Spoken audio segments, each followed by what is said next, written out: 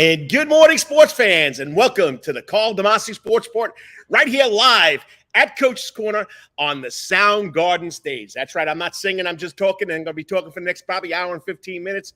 I got a great show, and I appreciate you coming on this Saturday morning on the internets, whether it's on your laptop, your phone, wherever it may be, to join me for the Karl Demasi Sports Report.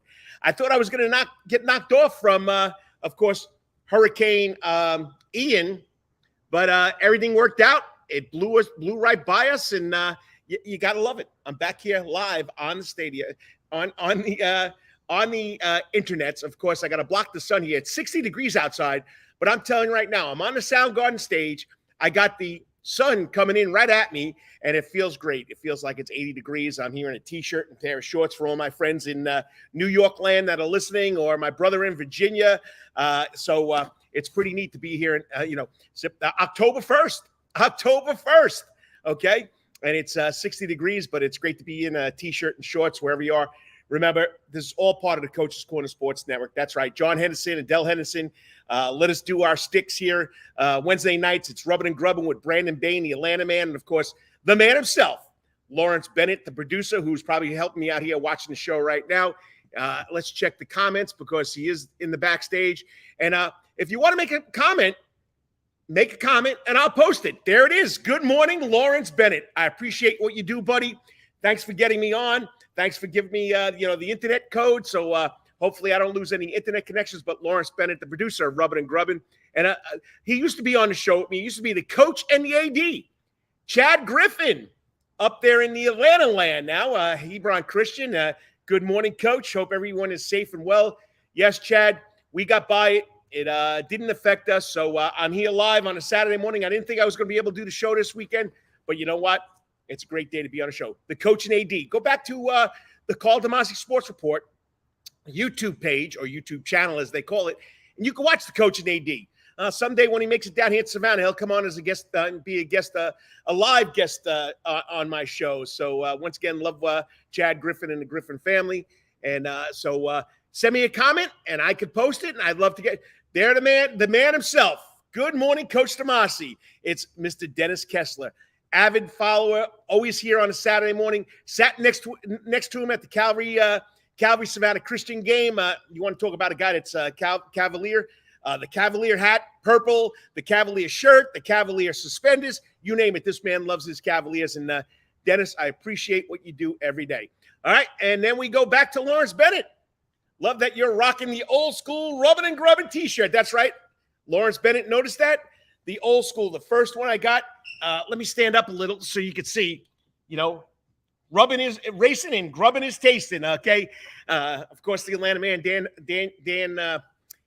Atlanta man, Brandon Baines used to do it with Dan Foles. Now Brandon Baines is a one-man show. All right, then my show, the Karl Demasi Sports Report, every Saturday morning, okay, from 9 to whenever. Then we got once a year, during the Masters, Augusta, we set up, or I don't set it up, they set up the Butler Cabin right over here to my right, your left, and they do the 19th hole with the Hurd brothers. Great show. Go check it out on YouTube. Type in the 19th hole. 5 days straight, nothing but laughs, but they know their golf. All right? Sorry that half my face is a little in the sun. I'm trying to figure out how I could do this. Maybe one day Lawrence and I can figure out how do we make a shade on this side so it's not, distorting it so much. But, I got a face for the radio, but I'm doing this live on the internet. Who knows? All right. And then we have 2 podcasts. Okay. He comes out every week with the Hot Grids podcast. Travis Jadon does a great job. Savannah boy. He's a freelance sports writer now for Connect Savannah, the Prep Sports Report.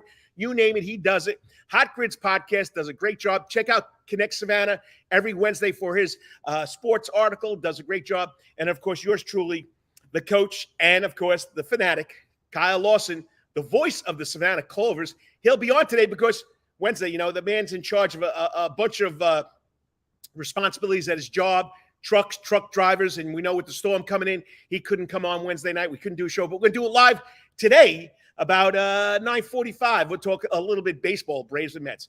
So that's the Coach's Corner Sports Network. Right now it's 9:05. I got a lot to talk about. I break the show up into usually it's just 4 quarters. Today I got 6 quarters. We're going to start with quarter number 1, talking about local sports, local scores. Okay. and we'll break it down. Then quarter two, we got Stephen Elmo Weeks coming on with his 5 weekly picks, college picks. The procrastinator, okay, I can't pronounce the word, but he picks college football games. He's 10-5 this week, so I'm excited about Stephen Elmo Weeks. Will be on roughly about 9:15. Then we got the Wetherington Chiropractic Clinic Athlete Week from Memorial Day School.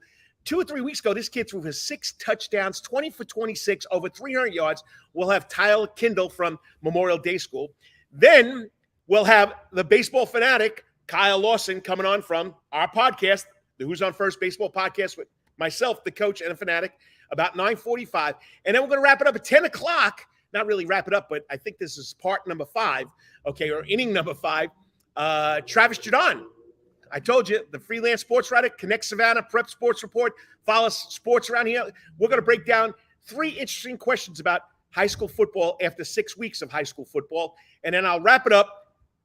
I guess it's inning number 6, okay, 3 steps out the door. I got 3 videos to show you. I'll give you my little editorial on something that's going on in sports nationally and locally, and we'll go from there. All right, let's go to, of course, inning number 1, 3 steps in the door. High school, okay, they played football on Wednesday night. That's right. They played all the games on Wednesday night because we didn't know what was going to happen Friday night. So they moved them all to Wednesday night. 2 games were pushed to Thursday, but they got canceled, okay? So let's go down the scoreboard, okay? Wednesday night, September 28th, Week 6 high school football finals. Effingham County 31, Glen Academy 14. Rebels 2-0 in region play, all right? Then we go to region 3A. Southeast Bullock beats Islands 34-7. Savannah Christian takes care of Long County 55-20. Savannah Country Day beats 35-21, and Long County beats Groves 34-0. We'll talk about that region with Travis Jadon. Okay, then we go to region 2A, Windsor Forest. That's Windsor Forest region. They lost to Tattnall County 35-0. All right, then we go to region A, D1, Division 1 with Bryan County. Hey, the Redskins are hot. They're off to a 4-2 start. They'll get into their region play this week. They beat Montgomery County 28-7. Those were Wednesday night. Okay, also, St. Andrews, Wednesday night, goes out to Robert Toombs, 3 in a row for the Lions. And Kevin Prasad, and they beat a very good Robert Toombs Christian Academy team, 28-21. All right, then we go to Georgia Independent Athletic Association, Region 2. St. Andrews is in Region 2 4A. I don't know, it's crazy. Memorial Day loses to Edmund Burke, 53-0. All right, now, South Effingham was supposed to play Screven. Thursday night it was canceled because Effingham County closed schools Thursday and Friday. Don't have a date. Don't know when that's going to be made up, so stay tuned. All right. Then we go to Skeezer, Bethesda, the Blazers. After off to a 5-0 start, they were supposed to play also. First it was moved to Thursday. Then it was changed. It'll be Monday, okay, at 6 p.m. in Orangeburg, South Carolina against Orangeburg Prep. 2 teams that got knocked out altogether that they moved it to a later date. Benedictine at New Hampshire, first region game for both, first big game of the year for both as far as region play goes. That was moved to November 3rd, 7 o'clock at Pooler Stadium. All right. Then Johnson, okay, 2-0 in region play. Calvary 2-0 in region play. They were moved till October 14th. Both teams had a bye on that day. So remember, hey, don't forget, I try to keep up to it at the top of the prepsportsreport.com page, okay? I try to update the scores every Friday night. So we got a Prep Sports Report sports ticker. I'd love to do volleyball. I'd love to do softball. I'd love to do everything. But you got to give me some help here, people. You can email me at kdemasi@prepsportsreport.com. Or here's my number. Text me the score. Okay, 912-507-9158. It'll make it a lot easier for me than going back and forth on my phone during a football game. All right, football rankings. Benedictine is number 7. All right, sorry, I take that back. Benedictine is number 6. Okay, in 4A. Calvary in 3A is number 3. Savannah Christian bumped out this week. Softball ranking. South Effingham's number 7. Effingham's number 8 in 6A. Islands is number 9 in 4A. And in Class A Division I, Bryan County is 10. Savannah Christian dropped out of the top 10. In volleyball, Islands moves from 9 to number 7 in 4A. This is volleyball. Class 3A, Savannah Christian is number 3. St. Vincent's is number 9. And Class AA, Savannah Arts Academy is number 4. All right, so that's what we got. I got about 2 minutes to go here. Got my next guest waiting on to make some football picks in the back room. All right, football today. was supposed to be Savannah State against Kentucky State at 6 o'clock. It's moved to tomorrow. Sunday, Savannah State takes on Kentucky State at T.A. Wright Stadium, right down the block here from Coach's Corner, at 3 o'clock. All right, so if you want some Sunday college football, head over to T.A. Wright Stadium. My man, Jaden Adams from Islands High School, got his first start last week for the Tigers. The kid is phenomenal. The kid is, you want me to say it, he's responsible for the 2 wins that the Tigers have. All right, volleyball, the Tigers, Savannah State Tigers, won 3 out of 4 last weekend. They improved to 6-8, 6-4 in the SEAC. Second place. Good job. SCAD's all over the place. Everything was canceled for SCAD. But today we got the equestrian team in Ann Arbor, Michigan. Pretty neat at the preseason tournament of champions. All right. Cycling is at Piedmont University up there in Demarest. I don't know. I butcher names left and right. But it's in Georgia, okay? Bowling is at the Midwest Collegiate Classic in Wauwatosa, Michigan. I know Stephen Weeks is probably laughing his head off in the back room. Men's soccer is at Kaiser. Hey, I got that right, in Fort Lauderdale. And women's soccer is Ave Maria. I pronounce that right, in Ave Maria, Florida. And then tomorrow, cycling continues at Piedmont University and bowling continues in Wauwatosa, Michigan at the Midwest Collegiate Classic. All right. Football, Georgia takes on Missouri, 7:30 tonight. Georgia Southern's at Coastal Carolina, 7 o'clock. Big to do with that. Georgia Tech is at Pittsburgh. Fired their coach. We'll see who gets that job. And Georgia State plays today up there on the Hudson River against the U.S. Military Academy Army at 12 noon. All right. I'll come back with the rest of the sports, pro sports, other college sports after or at the end of the show. But my next guest is waiting. Coming on next, Stephen Elmo Weeks, picking his 5 college football picks that you want to make a little moolah. He might be helping you. He's 10-5, people. You're not paying for it either. And also, he'll give us a little Georgia Bulldog intake. You're listening to the Karl Demasi Sports Report right here on the Coach's Corner Sports Network. I'll be back in 3 minutes with Stephen Elmo Weeks. All the time. That's Coach's Corner in Thunderbolt, Georgia, because Coach's Corner has been voted the best in Savannah for over 20 years running. It's no wonder why. There's always sports, live music in the Sound Garden, and delicious and abundance of pub food.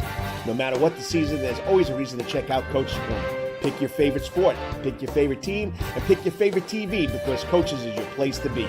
Coach's Corner has been Savannah strong since 1991. Is always open for dining service for lunch and dinner.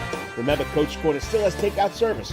Join John Henderson and the crew for the best burgers, wings, and now pizza too.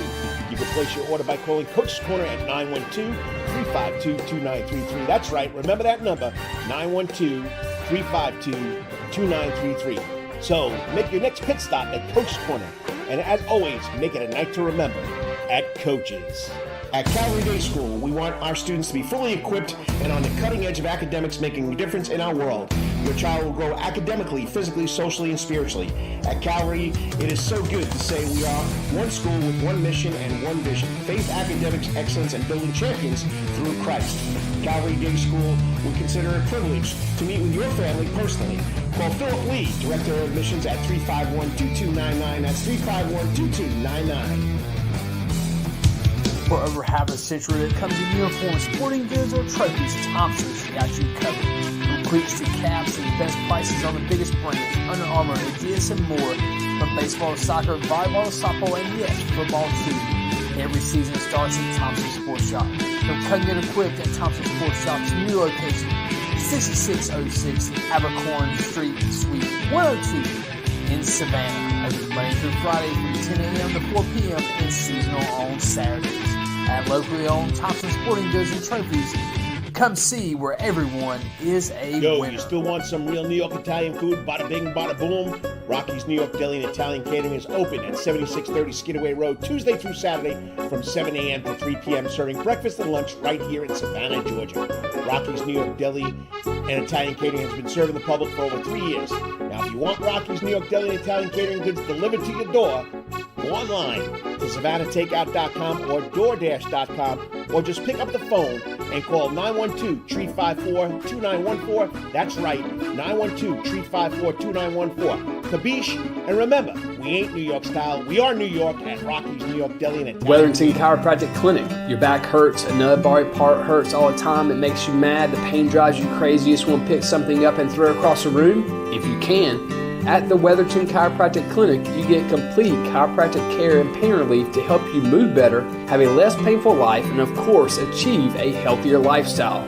The Wetherington Chiropractic Clinic is now located at 2 locations in Savannah, Georgia, at 329 Eisenhower Drive and in Pooler at 114 Canal Street, Suite 603. So visit Dr. Bart Wetherington at the Wetherington Chiropractic Clinic for all your chiropractic needs.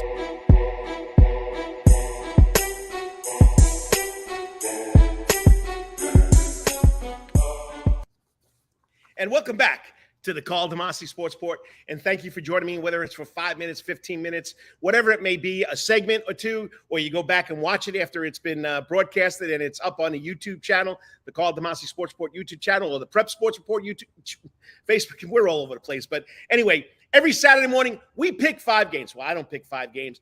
The man himself, the man that's been picking games here for the last 2 or 3 years. This year, he's out to a 10-5 start. He's off to a 10-5 start, which is pretty impressive. But we usually start out with a little dog talk because, you know, he's a diehard Bulldog fan. Joining me now on the Coach's Corner hot seat, the man himself, the college football picker. I don't know what you want me to call him. But anyway, it's always a lot of fun. Every Saturday morning with Stephen Elmo Weeks. What's up, Stephen? How's it going? It's going good, man. I'm glad the storm didn't materialize and just kind of had a day off.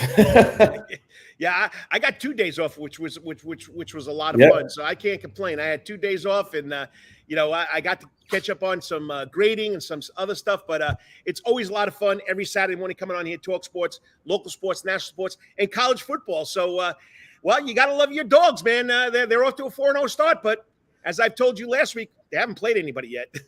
Yeah, and they don't really play anybody today. Missouri's not great. Missouri had one of the most incredible. I don't know how Missouri lost last week. They beat Auburn in every way possible.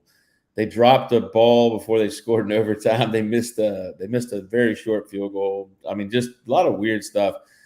I think the last week for Georgia, kind of struggling with Kent State a little bit. I think Missouri's going to be on the receiving end of a beatdown. I don't think Kirby liked the way that went last week. It changed the narrative about the Dogs a little bit. I would not be surprised if Georgia comes out pretty motivated and gets all over Missouri. I don't see Missouri having a good night in their home stadium. Well, it just amazes me. Everybody thought that last year the Dogs were so great.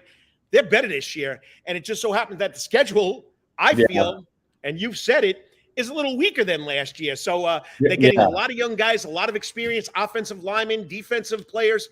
I mean, it's going to pay off in the long run, again, in the future. But right now, I mean, when are they going to be tested, Stephen? I think the only time that they could be tested on their schedule, the regular season schedule. I mean, look, Florida's always a test. I don't care what their record is. That's going to Jacksonville, the environment. That's always a test. Kentucky's really good. I think Kentucky's really good. Mississippi State is really good. Going to Starkville is not going to be easy.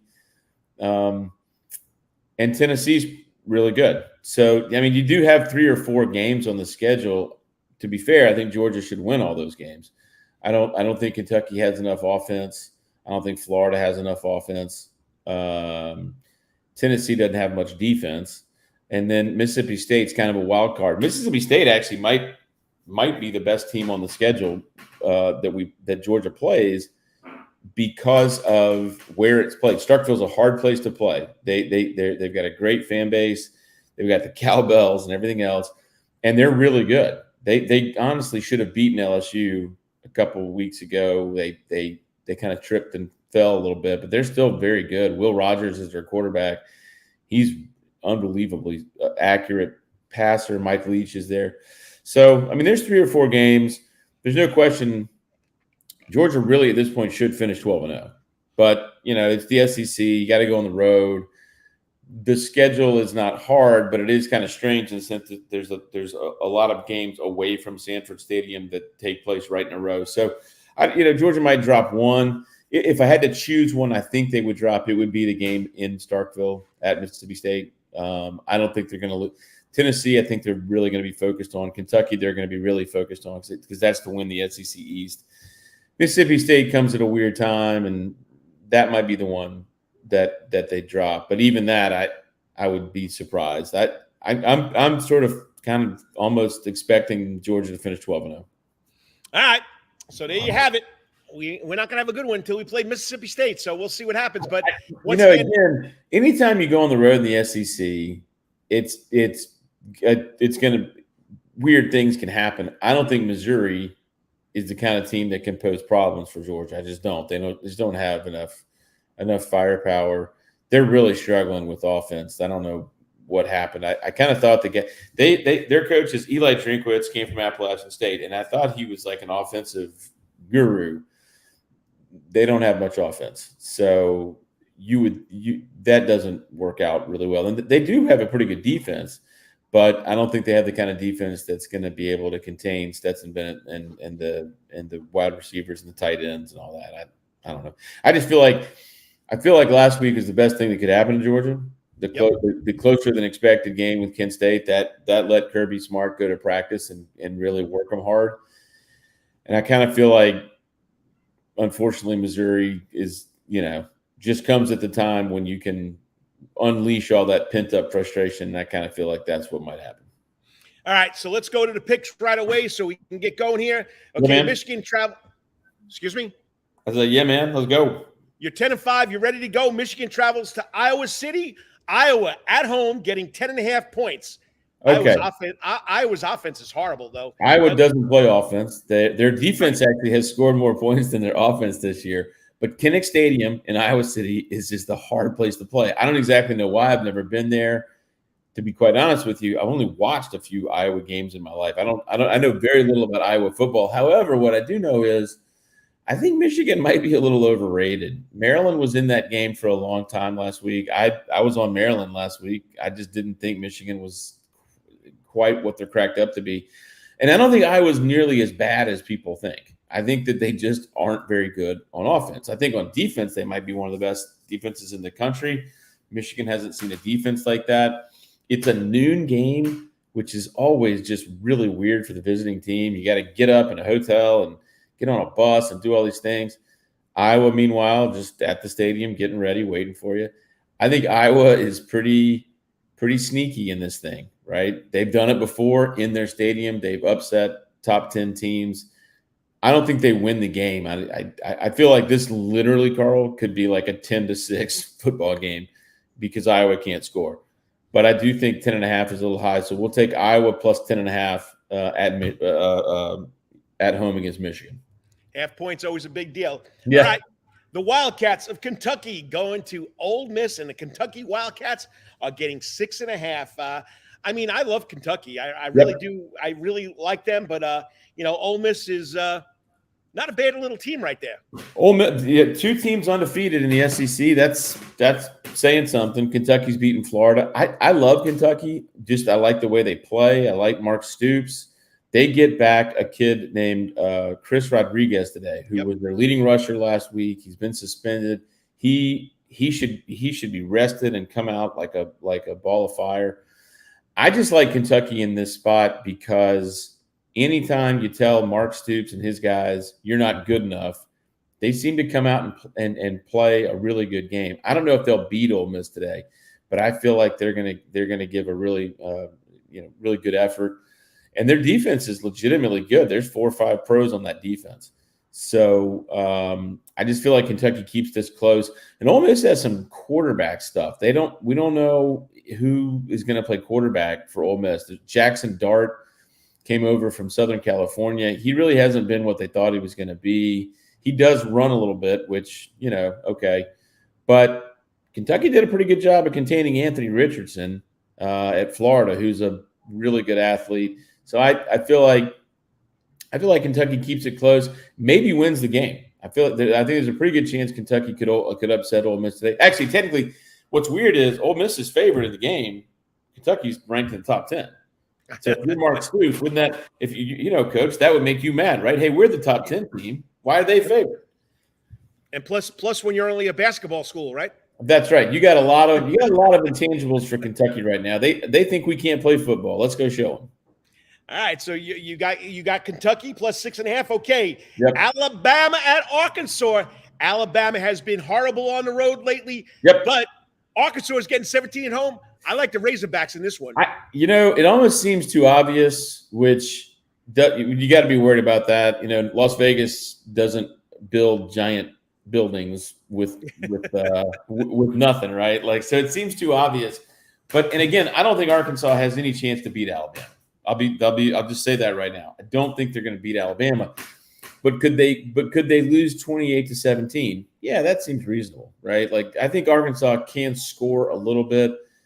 Alabama's probably pretty motivated today to prove people wrong. And like, okay, we're fine. The Texas game was an anomaly. We're good. We're still really good. But I think Arkansas is really good. Again, another team. They obviously should have beaten Texas A&M last week. That was crazy. Yep. They're going in. KJ Jefferson is their quarterback. He's this giant, incredible athlete. They do a sneak on first and goal from the 1 yard line of Texas A&M. Now, if they had scored, it would have been 21-0. Instead of scoring, the ball just pops out of his hand somehow. Somebody popped it up. Kid picks it up, touchdown the other way, and Arkansas never recovered. They still had a chance to win the game late in the game.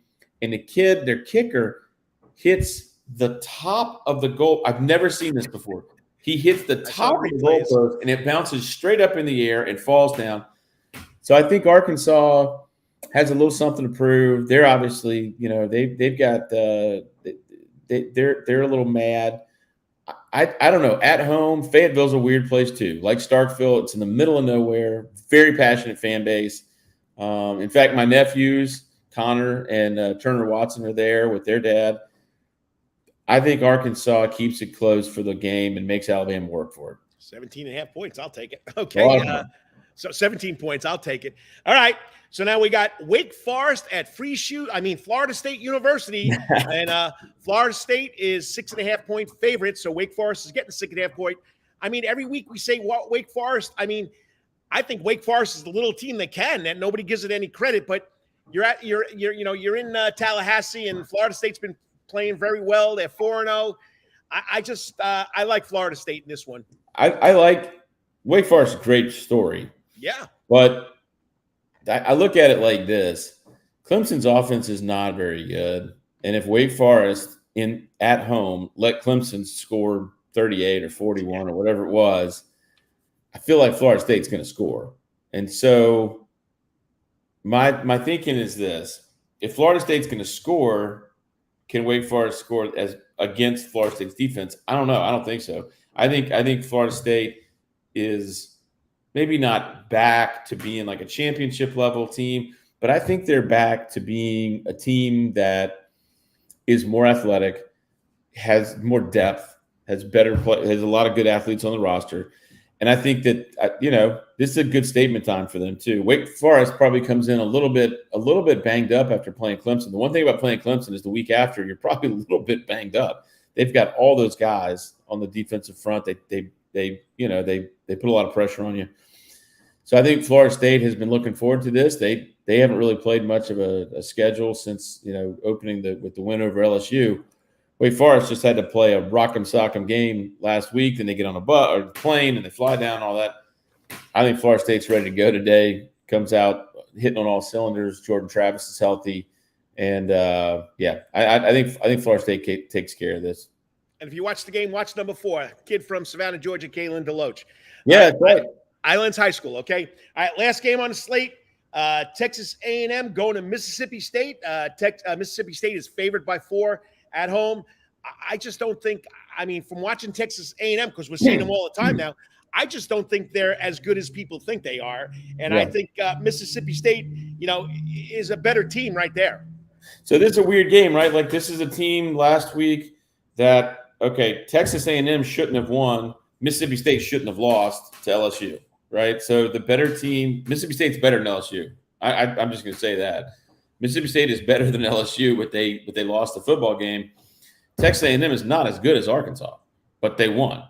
So in my lifetime, what I've seen is that the football cosmos, the football gods, even that out, as soon as they can. So this week, Mississippi State takes care of Texas A&M.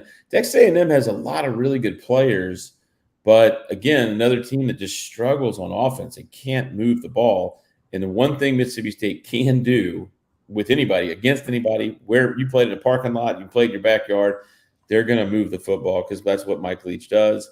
Their quarterback, Will Rogers, is exceptional. Probably, if they could have stayed undefeated, he would be a dark horse Heisman candidate because he's going to throw for so many yards and so many touchdowns. I think Mississippi State finishes off Texas A&M's, kind of postseason hopes today. I think Mississippi State has something to prove. They know they should have lost that game to LSU. They outplayed them. They outgained them. They out-everything them except that they made a couple of silly mistakes.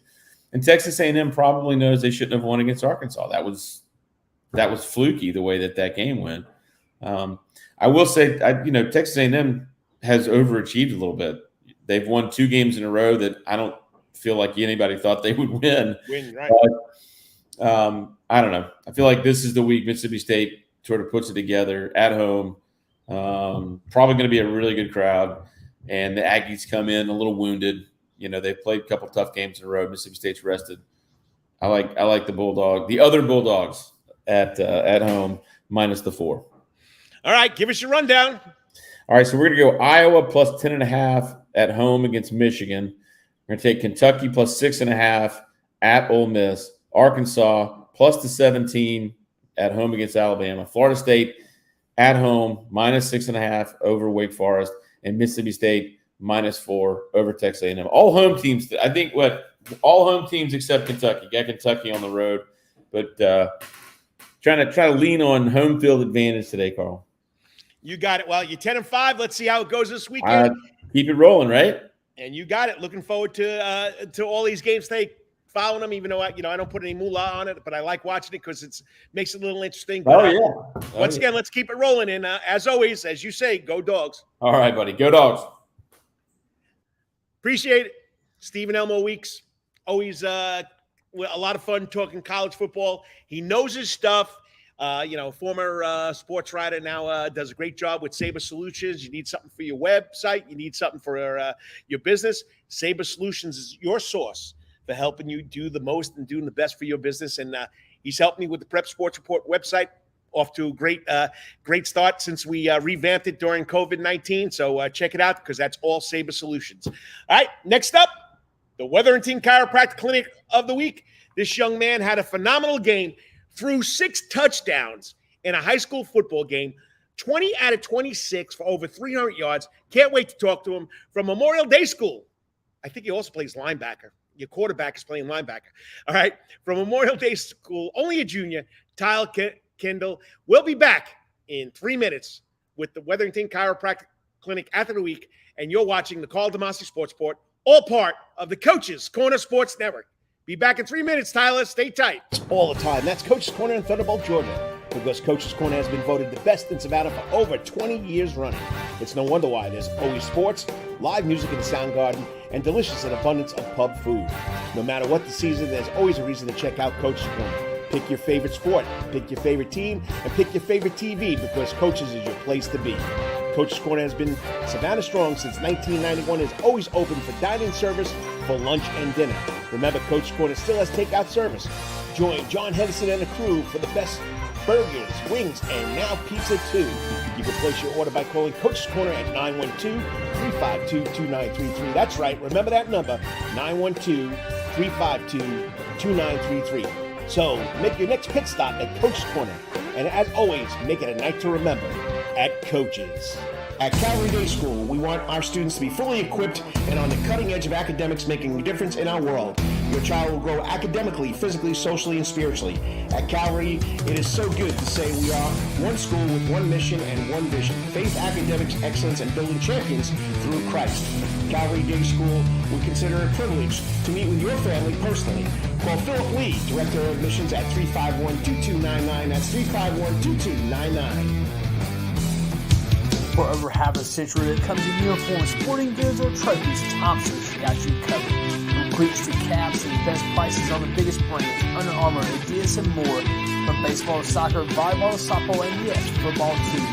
Every season starts at Thompson Sports Shop. From cutting it quick at Thompson Sports Shop's new location, 6606 Abercorn Street, Suite 102 in Savannah. Open Monday through Friday from 10 a.m. to 4 p.m. and seasonal on Saturdays. At locally owned Thompson Sporting Goods and Trophies, come see where everyone is a winner. You still want some real New York Italian food? Bada bing, bada boom. Rocky's New York Deli and Italian Catering is open at 7630 Skidaway Road, Tuesday through Saturday from 7 a.m. to 3 p.m., serving breakfast and lunch right here in Savannah, Georgia. Rocky's New York Deli and Italian Catering has been serving the public for over 3 years. Now, if you want Rocky's New York Deli and Italian Catering goods delivered to your door, go online to SavannahTakeout.com or DoorDash.com, or just pick up the phone and call 912-354-2914. That's right, 912-354-2914. Kabish, and remember, we ain't New York style. We are New York at Rocky's New York Deli and Italian. Wetherington Chiropractic Clinic. Your back hurts, another body part hurts all the time. It makes you mad. The pain drives you crazy. You just want to pick something up and throw it across the room, if you can. At the Wetherington Chiropractic Clinic, you get complete chiropractic care and pain relief to help you move better, have a less painful life, and of course, achieve a healthier lifestyle. The Wetherington Chiropractic Clinic is now located at 2 locations in Savannah, Georgia, at 329 Eisenhower Drive and in Pooler at 114 Canal Street, Suite 603. So visit Dr. Bart Wetherington at the Wetherington Chiropractic Clinic for all your chiropractic needs.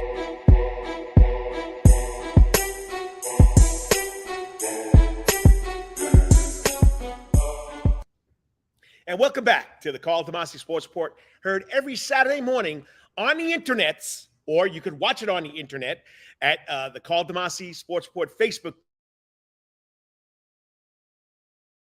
YouTube channel, the Karl Demasi Sports Report YouTube channel. But it's always live at Coach's Corner, and it's on the Coach's Corner Facebook page. John Henderson, love you, brother. Up at in the ATL, got a chance to go watch the Braves beat the Mets last night, 5-2. And you know what? I appreciate for him and Adele letting me do this. And, of course, my man, Lawrence Bennett, if you're still watching, any music going on tonight, or is it all football? Because there's a gazillion TVs here. And remember, I'm on the Soundgarden stage. Last night, I think it was supposed to be the Cowboy. Okay, I don't know if it happened last night, but Lawrence Bennett, you want to fill me in? Send me a comment. But once again, this is my favorite part of the show. This is where the good kids have done something special. And I want you, the fans, to nominate him. And, of course, this young man was nominated, okay? And I appreciate everything the man does, or both the men do at Memorial Day School. Tyler Helmley, the head football coach, and, of course, Mark Sussman, the legendary matador himself, for nominating this young man because he deserves it, okay? Memorial Day School, okay? Michael Thomas were there. They won, state champions left and right, and then coaching changes occurred, and we got a new guy, local guy, Savannah Javaris Taylor, doing a great job over there. They're 1-4, but they're slinging the football, and this kid's gotta love it. I mean, against Notre Dame Academy, which was the Matadors' first win, Javaris Taylor's first win as head coach. Okay, he was 20 of 26, 305 yards, threw for 6 touchdowns in a 45-13 win. And if you know anything about Memorial Day School, the Matadors football program, it's Ironman football. So you play offense, defense, and special teams. This kid probably does it now. This week's Wetherington Chiropractic Clinic Athlete of the Week for October 1st, 2022 is junior quarterback, linebacker, special teams person from Memorial Day School, Tyler Kindle. All right. Let me get him on here right here. There we go, Tyler. Tyler, are you there? And Tyler, if you're listening, try to go out and try to reconnect. He was here 2 minutes ago. His picture, I'm looking at his picture right now. Nope, he's not connected. So let's hope that he tries to rejoin again. And if you're watching, Mr. Sussman, please text Mr. Kindle to come back on. All right. Memorial Day School, they're off to a 1-4 start. Big win against Notre Dame Academy. You got to love it. The kid had an outstanding game. And for some reason, he was on there. He was waiting in the back room, and now I've lost him. So You got to love live. You got to love live radio, live internet shows. I'm going to go right now to my phone, text message. All right. Here we go. Let's see if I can get his phone number. All right. Here it is. Let me type him. Try re-logging in again.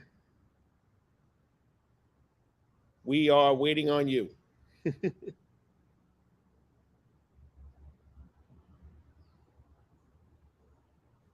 There, hold it. I think I got him back. There we go. How's it going, Tyler? Going good. How are you? Hey, I appreciate your patience, and I know the internet is a big deal with my show now, and that's what I was worried about, but I'm glad you can make it back. But once again, congratulations on the night against Notre Dame Academy. Congratulations on your award. You were chosen as the quarterback club offensive player of the week. That's a pretty special deal in Savannah, Georgia. I mean, I think the club's been going on for 76 years and doing this stuff. But once again, keep up the great work. And, I mean, were you surprised about that game? I mean, you guys are slinging the ball all over the place. What was so special about that game? Coming to the game, I definitely felt the most confidence that I have during a game. The game plan was they weren't very physical. Their secondary wasn't very fast. So I knew that, with the right play calling, which happened, that I'll be able to throw the ball all over the place. And my receivers, they just caught everything. Everything I threw up, they just caught. Oh, slipped my bad. Hey, don't worry about it. So we just keep on going. But who was the kid that had caught four of those touchdown passes? Julian Zamora. There you go, Julian Zamora. That must have been a game for him too. Yeah. So, but now, like I said before we get into the questions that I sent you to prepare you for the show, you just don't play offense, right? I play offense, just offense. Oh, so Javaris Taylor, Jaha is just keeping you on the offensive side of the ball. Yes, sir. Is that something you want to do? Can you play somewhere else? I like to stay on the offensive side of the ball. I wouldn't mind playing defense, but offense is where I like to be. Yeah, I got to side with him. When I was coaching at Groves High School, my first year there, my running back was the leading tackler as a freshman. He was a running back, linebacker as a freshman, but he was too valuable to put him on a defense side of the ball. And I'm talking about John Armstrong. So I can understand that. So, all right. So coming into the season, new coach, not a lot of players. What were the goals of the team, and what was your personal goals for this year coming in? Mine were really well, first, I didn't care about stats at all. Stats, they don't matter to me. Nothing on the stat line matters to me. Winning games matters, but me and Coach Taylor talked about this the very first day. It's either ring or bust. We still believe that we can win state. We're in a very small state playoff. We believe we can do it. Ring or bust. And how about the other guys? How's the other players feeling? They believe that we can still win it too. We all as a group, it's ring or bust. That's how we feel. That's how we're going to go into every season. All right. How long have you been playing football? And is it just quarterback, or you've been playing other positions, or you just started playing quarterback? How long have you been playing football, and how long have you been playing quarterback? I've been playing football since I was like 6 years old. I played for the Savannah Dogs, and I actually was playing defense my entire life until around 8th grade. I started playing quarterback. I felt I was pretty good. Started improving vastly. So. Yeah. And how did you know you were improving vastly? How did you see your progress at becoming a high school quarterback? I'd see guys, I'd go to camps and I'd see guys and they would be highly recruited, and I'd be like, I can do that. I feel like I can do that. When I did it, it was kind of like, okay, I'm gonna stick to this. You know what I'm saying? Nice. And has I don't know if you know anything about Coach Taylor. He was at Savannah State. He drove the bus. He played every single position on the team. He's done a lot. What advice has Coach Taylor given you that has made you a better football player so far? Really just, staying relaxed and keeping my emotions in check no matter what happens. It's really just helped me keep a level head, during any situation. He's helped me become a better quarterback, a better athlete, and just a better person. Nice.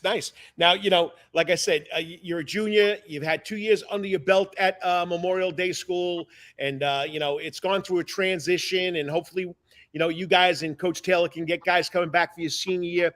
But over the last 2-3 seasons, what has been your most memorable game? Probably my freshman year against Piedmont. That team that we lost to, we were in the game the whole time. It was a wet, muddy game over there at Garden City Stadium when we still played there.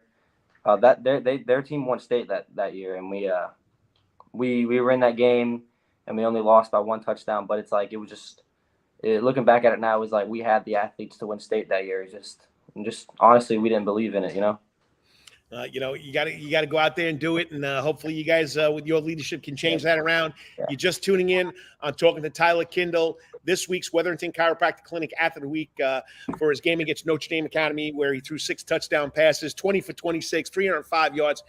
It was a Madden-like game, so it's unbelievable. So once again, congratulations. Also, he was awarded from the Savannah Quarterback Club the Offensive Player of the Week, so he got to go there Monday night. What was that like? Okay, I know I didn't throw this in the questions. I'm just thinking about it now. I saw all the pictures. What was that like meeting Aaron Murray, the great Georgia quarterback? Oh, man, I've been watching him since I was a little kid. It's always awesome. It was just really surreal to meet him. He's a great guy. It was blessed to be there with all the phenomenal athletes that were being recognized. All right, do you have a favorite athlete? Like of all time?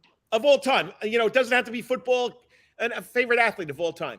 Well, right now, I would say my favorite athlete is definitely Josh Allen. 6'6", 250, he can run, he can throw. It's great. I mean, I love watching him play. It's just too bad his defense is kind of in the hole right now. So, Josh Allen is really good. That's a good person to look up to, a good athlete to look up. How about a role model? Other than an athlete, a role model that you look up to, and why do you look up to them? Probably, I would say my grandparents. They're definitely the most supportive of me, of my career in athletics. Since I was a kid, they've always believed in me and know that I can get the job done. Every Friday they send me a good luck. It's just makes me just so happy. I'm blessed to have them as my grandparents. Nice. Now, I've been asking athletes pregame rituals, pregame meals. We know football teams, the coach wants to give you chicken, mashed potatoes, and not eat lightly. But do you have any pregame rituals or any favorite music or food you'd like to eat before a game? No, really, it's just what I focus on in the locker room is just making sure everybody's ready to go. Because I'm a really competitive person. I don't like to lose. I would say I'm a sore loser. And I mean, that's probably not the best trait, but I'm focused on getting everybody ready to go. But there's got to be a song that gets you pumped up. Nah, I mean, I really don't listen to music in the locker room other than what the other kids are playing. Nice. Okay, good. I mean, everybody is different. Yep. I understand there are kids that are silent leaders, there are kids that are vocal leaders, kids that need the music, and kids that need the food. But we'll go to another story like that. So, all right. So we know you're having a great season. You've been playing football there for 3 years. Any other sports you play at Memorial Day School? Yep, I play baseball. Nice. Okay. Okay. So we know right now you're into football. Then you're going to get into baseball. But let's throw the sports out of the way. Anything that you like to do outside of playing or being an athlete? I like to fish a lot. That's pretty much what I do. That's my thing. Okay. Biggest fish you caught so far? Honestly, I caught a huge stingray the other day. It was massive. Like I would say probably like I'd say like at least 5.5, 6 feet. It was huge. Did you have to throw it back? Yeah, I didn't keep it now.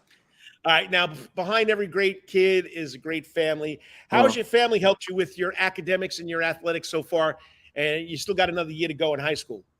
Well, my dad's one of my teachers, so that helps a little bit. Yeah, it's also a pain, but they believe in me. They pay lots of money for me to go to these camps and just travel all over the place, and they're really supportive of my dream, and they sacrifice some things that they want to do for me, and I'm really blessed to have just a family of supporters. Coach's son. No, my dad doesn't coach, but okay, but he's there helping you. Yeah. Okay. So what do how long you been at Memorial Day School? For about this will be my 4th year there. I went there when I was in 8th grade. All right. So tell us something about Memorial Day School. The teachers, the atmosphere, something that means a lot to you that you attend this school. Really just how much of a family everybody is. Everybody's so supportive of the athletes, and just even if you're not an athlete, I mean, everybody wants to see you succeed. It's really nice. Nice. Okay. All right. Wrap this up. Once again, You got any shout outs to your teammates, anybody else in the Memorial Day community? You want to say anything to anybody? Yeah, shout out to pretty much all my receivers: Jake, Charles, Jalen, Julian. That's my wide receiver one. He catches everything. He's amazing. My linemen, Big Joe, Nasty Nate, Henry. We got Parker on the line. We got Sim and Jay. Just Edwin, just everybody on the team. So supportive. And shout out to Coach Taylor and Coach Marcus. They've helped me a lot. And this wouldn't be possible without our AD, Tyler Helmley. He's a great guy. He's good at his job. Well, keep up the great work. And for having that night against Notre Dame Academy, 20 for 26, 305 yards, 6 touchdown passes. That's why you're this week's Wetherington Chiropractic Clinic Athlete of the Week. Hey, when we get off here, text me your size, and I'll get a T-shirt over you from the Karl Demasi Sports Report. But once again, congratulations. Great job. Hopefully the rest of the season works out. And as always, go Matadors. Yes, sir. Thank you. Thank you, Tyler. Have a good one. You too. I mean, you can tell he's a good kid. You can tell he's into what he's doing. He's competitive. He wants the Matadors to win. And, it's something special when you get a kid like that. And then to get nominated by or get chosen by the Savannah Quarterback Club, pretty special week for that young man. All right, next up, I got to try and find my next guest. He hasn't hooked up yet, but we want to talk a little Braves baseball with the baseball fanatic from the Who's on First Base baseball podcast. The coach and the baseball fanatic, heard every Wednesday night. Well, then again, when his job's not interfering and my job's not interfering, we try to do it every Wednesday night. Podcast here from Coach's Corner. Stay tuned. Be back in 3 minutes, hopefully with the baseball fanatic talking Braves baseball. All the time. That's Coach's Corner in Thunderbolt, Georgia. Because Coach's Corner has been voted the best in Savannah for over 20 years running. It's no wonder why. There's always sports, live music in the sound garden, and delicious and abundance of pub food. No matter what the season, there's always a reason to check out Coach's Corner. Pick your favorite sport, pick your favorite team, and pick your favorite TV because Coach's is your place to be. Coach's Corner has been Savannah strong since 1991 and is always open for dining service for lunch and dinner. Remember, Coach's Corner still has takeout service. Join John Henderson and the crew for the best burgers, wings, and now pizza too. You can place your order by calling Coach's Corner at 912-352-2933. That's right, remember that number, 912-352-2933. So make your next pit stop at Coach's Corner. And as always, make it a night to remember at Coach's. At Calvary Day School, we want our students to be fully equipped and on the cutting edge of academics, making a difference in our world. Your child will grow academically, physically, socially, and spiritually. At Calvary, it is so good to say we are one school with one mission and one vision: faith, academics, excellence, and building champions through Christ. Calvary Day School would consider it a privilege to meet with your family personally. Call Philip Lee, Director of Admissions, at 351-2299. That's 351-2299. For over half a century, it comes in uniforms, sporting goods, or trophies, Thompson's got you covered. From cleats to caps and best prices on the biggest brands: Under Armour, Adidas, and more. From baseball to soccer, volleyball to softball, and yes, football too. Every season starts at Thompson Sports Shop. From cutting and equipped at Thompson Sports Shop's new location, 6606 Abercorn Street, Suite 102 in Savannah. Open Monday through Friday from 10 a.m. to 4 p.m. and seasonal on Saturdays. At locally owned Thompson Sporting Goods and Trophies, come see where everyone is a winner. You still want some real New York Italian food? Bada bing, bada boom. Rocky's New York Deli and Italian Catering is open at 7630 Skidaway Road, Tuesday through Saturday from 7 a.m. to 3 p.m., serving breakfast and lunch right here in Savannah, Georgia. Rocky's New York Deli and Italian Catering has been serving the public for over 3 years. Now, if you want Rocky's New York Deli and Italian Catering goods delivered to your door, go online to SavannahTakeout.com or DoorDash.com, or just pick up the phone and call 912-354-2914. That's right, 912-354-2914. Kabish, and remember, we ain't New York style. We are New York at Rocky's New York Deli and Italian. Wetherington Chiropractic Clinic. Your back hurts, another body part hurts all the time. It makes you mad. The pain drives you crazy. You just want to pick something up and throw it across the room? If you can. At the Wetherington Chiropractic Clinic, you get complete chiropractic care and pain relief to help you move better, have a less painful life, and of course, achieve a healthier lifestyle. The Wetherington Chiropractic Clinic is now located at 2 locations in Savannah, Georgia, at 329 Eisenhower Drive and in Pooler at 114 Canal Street, Suite 603. So visit Dr. Bart Wetherington at the Wetherington Chiropractic Clinic for all your chiropractic needs.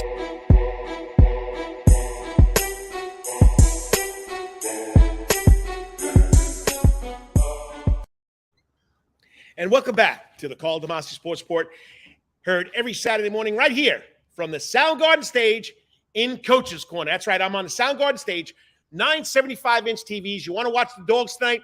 Gazillion TVs. Last night we had, I tried to get in touch with my man Lawrence Bennett. We were supposed to have a band on stage. I got a complete blank. I'm not a music guy, okay? So let me check it out. Hang out. Let me see who was supposed to be last night.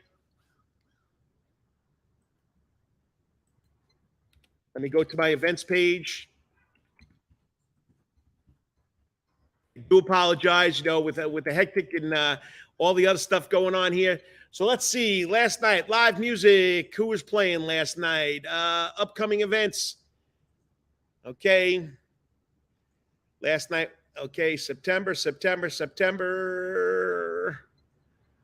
thought it was Cowboy, but I don't know who they are. Okay, let's go by date.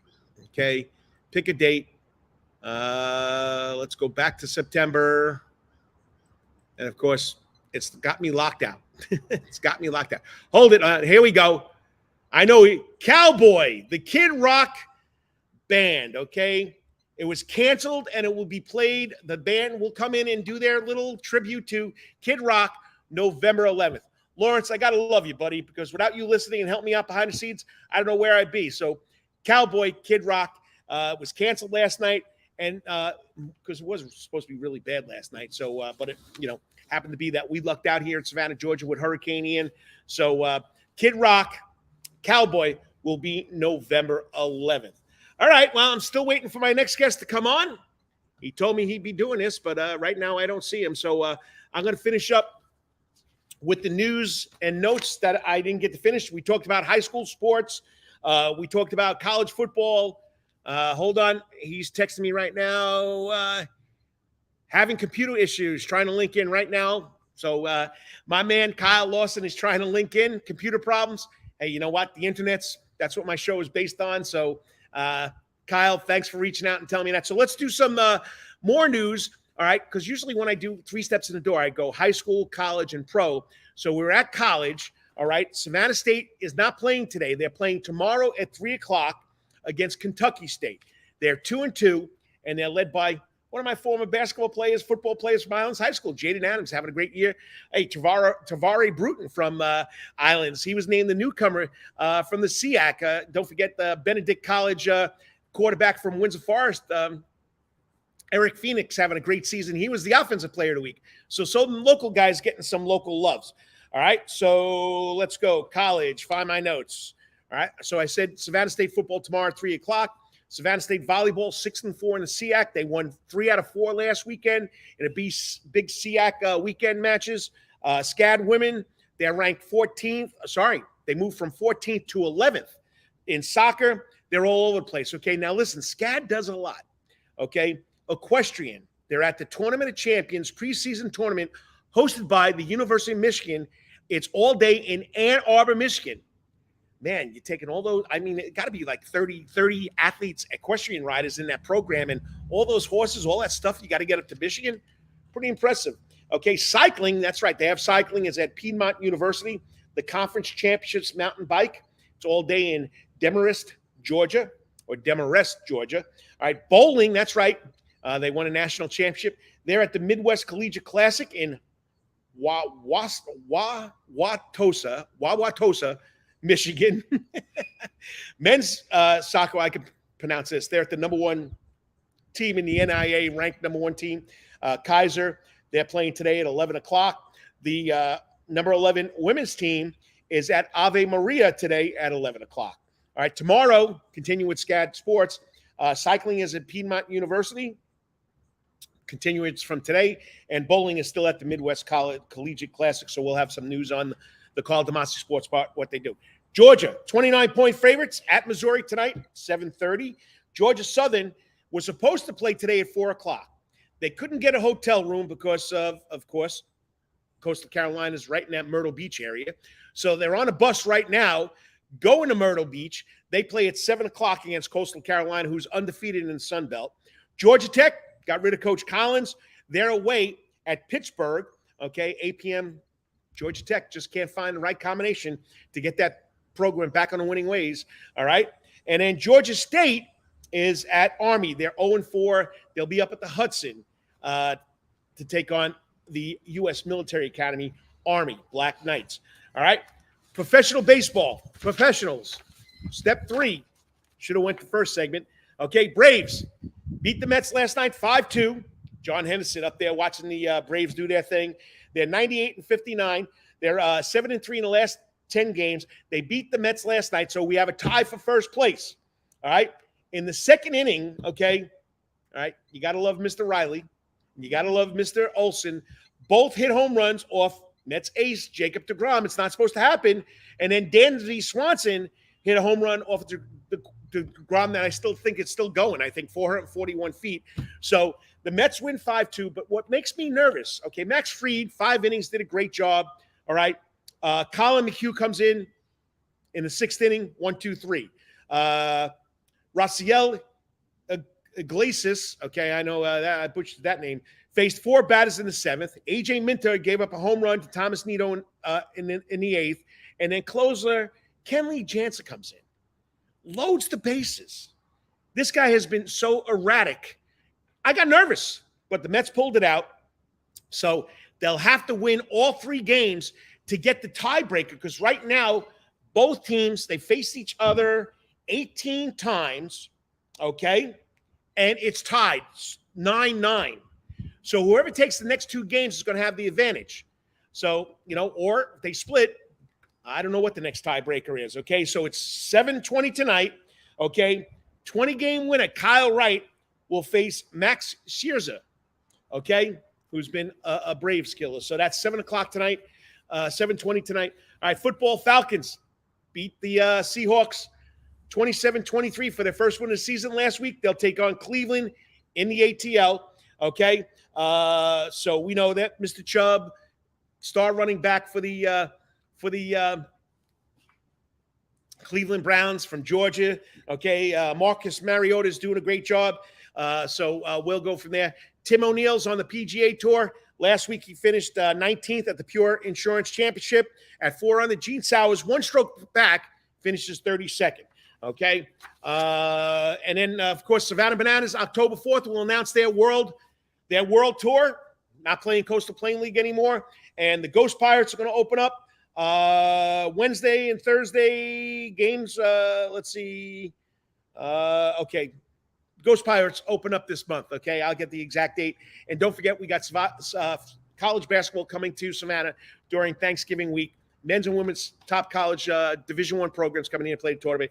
Now he's in. He's got the internet's working. Joining me now, my good buddy from Who's on First Baseball Podcast, the man himself, Kyle Lawson, the baseball fanatic. Everything work out there, buddy? Oh, everything's good. Just a couple of internet glitches over here, but we are here and talk about the series that we didn't think was going to. Okay, I'll tell you this. First off, I got to say one thing first. Huh? I'm glad you don't have that ugly blue uniform the Cubbies were wearing yesterday. Oh, geez, that one. Yeah, see, Braves win a big one last night. I'm flustered. This was the series we said, we've been talking about it for weeks. We thought it was going to determine the East. Guess what? It's here. Braves, Mets. Braves take game 1, 5-2 last night. And yeah, back to the whole jersey thing. Yeah, my fiance does not like the Friday City Connect jerseys for the Cubs either. So you're not alone. I mean, they're not police officers playing on a baseball field. Look, it would make sense if they were going to wear the navy blue top and the pinstripe pants, but I'm not. It's weird. All right. So now the Mets and the Braves are tied. They played 18 games. It's 9-9. What the tiebreaker, I don't believe, because if they split today and tomorrow, it's 10-10. So I don't know what the tiebreaker is going to be. But I mean, the Braves, they took it to DeGrom. Nobody can beat DeGrom. Nobody can beat Scherzhauser, whatever his name is. I butchered that. Right, Scherzer, whatever. I butcher that all the time. But the Braves used the long ball. I mean, Riley, Olson, and Dansby Swanson, the home run's still going. Getting it done. Yeah, that was an absolute beast. You're talking about Dansby for his 23rd. My gosh, they had some back-to-back jacks. They got great pitching last night. Max Fried came up, the guy you want, especially in a big game like this. Jacob deGrom exits with a little bit of a blister issue right now. But the Braves, the damage was already done. Kenley Jansen comes in and gets the save for his 38th of the season, and we got 2 more, and these are going to be some big pitching matchups. And I think the marquee one's actually tonight, as you got your 20-game winner going, and that's Kyle Wright, who's 20-5 against Max Scherzer, the big boy. Scherzer. Okay. Scherzer, just say it a few times, it'll roll off the tongue. Bueller. But, yeah, of course, the Braves and Mets all tied up. 2 more games to go.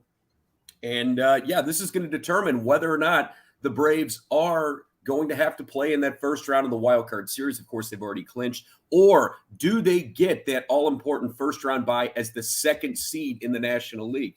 This is huge. I can't wait to see it tonight. Troost is going to be rocking at 7:20. Well, I got, before you came on, you were getting your internet working. I ripped apart, Jansen again. I mean, this guy has been so erratic. Why do we bring him in? I mean, Iglesias, I think, is the better of the 2 right now. He's more consistent. Okay, so, McHugh comes in, 1, 2, 3. All right, then who came in after him? Iglesias. Okay, 4 batters. Then, Of course, Minter gives up a home run to Nito. And then we bring Jansen in, and the frigging guy loads the bases. He's killing me. Yeah, I know. He'll make the blood pressure go up a little bit, but he's got 38 saves. And the thing is, he's a big-time pitcher when it counts. I really believe Snitker believes that. May not be good for our health, but you're going to keep seeing him getting rolled out there right now. You have a lot of weapons in the back of that bullpen, but I still think Jansen is the battle-tested guy you're going to go to. All right, so let's go now with the next 2 games. All right, we got a big one tonight, Wright and Scherzer. Huge. Okay, yeah. And then tomorrow night, it'll be Sunday night baseball tomorrow night. Who's going tomorrow night? Tomorrow night, you're going to have, this is going to be another good one. You got Chris Bassett for the Mets, 15-8, taking on Mr. Charlie Morton, 9-6.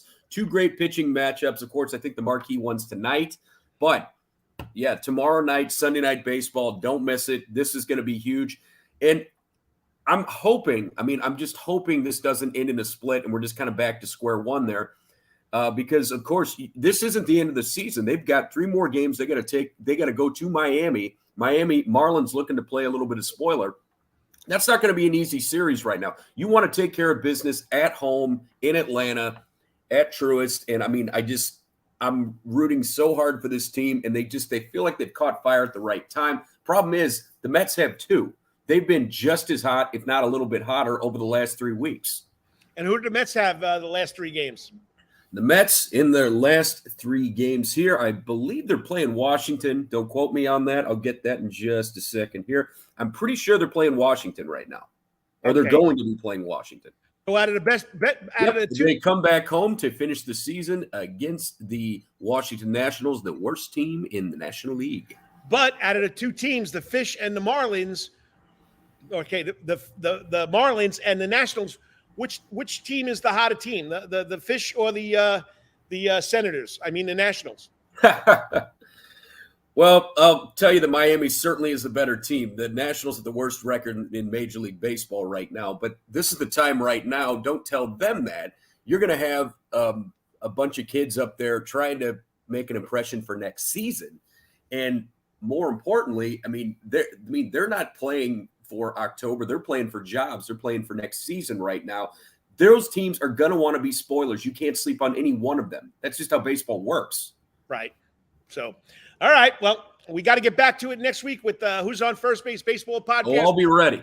I know with Hurricane Ian, you had to, control your trucks and drivers and wherever they were going. So, but once again, a lot of fun. So I'm going to say the Braves take 2. Oh, well, we're all praying for that. Let me tell you, I can't wait. Tonight is going to be an unbelievable pitching matchup right now. And hopefully we'll sprinkle a couple of home runs in there. Got an Eddie Rosario sighting. Remember, it's almost October. It is October. Eddie shows up, and that super clutch that you get off the bench from him, of course, you're looking at your playoff MVP right there.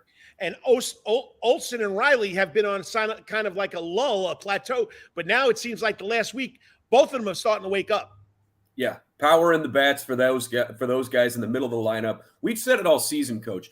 There is power in production from 1 through 9. You can't just look at your 1 through 4 guys. Look at the guys, from 5 all the way to 9. You have guys that are contributing at the plate all the way up and down, a lot of power, and you've gotten the key pitching when you've needed it. But yeah, this week, when we get back to it on our show, we'll break down everything playoff-wise, and we should be underway for the divisional and wild card series. All right, quickly, you are the voice of the Savannah Clovers. Anything you want to say about the Clovers?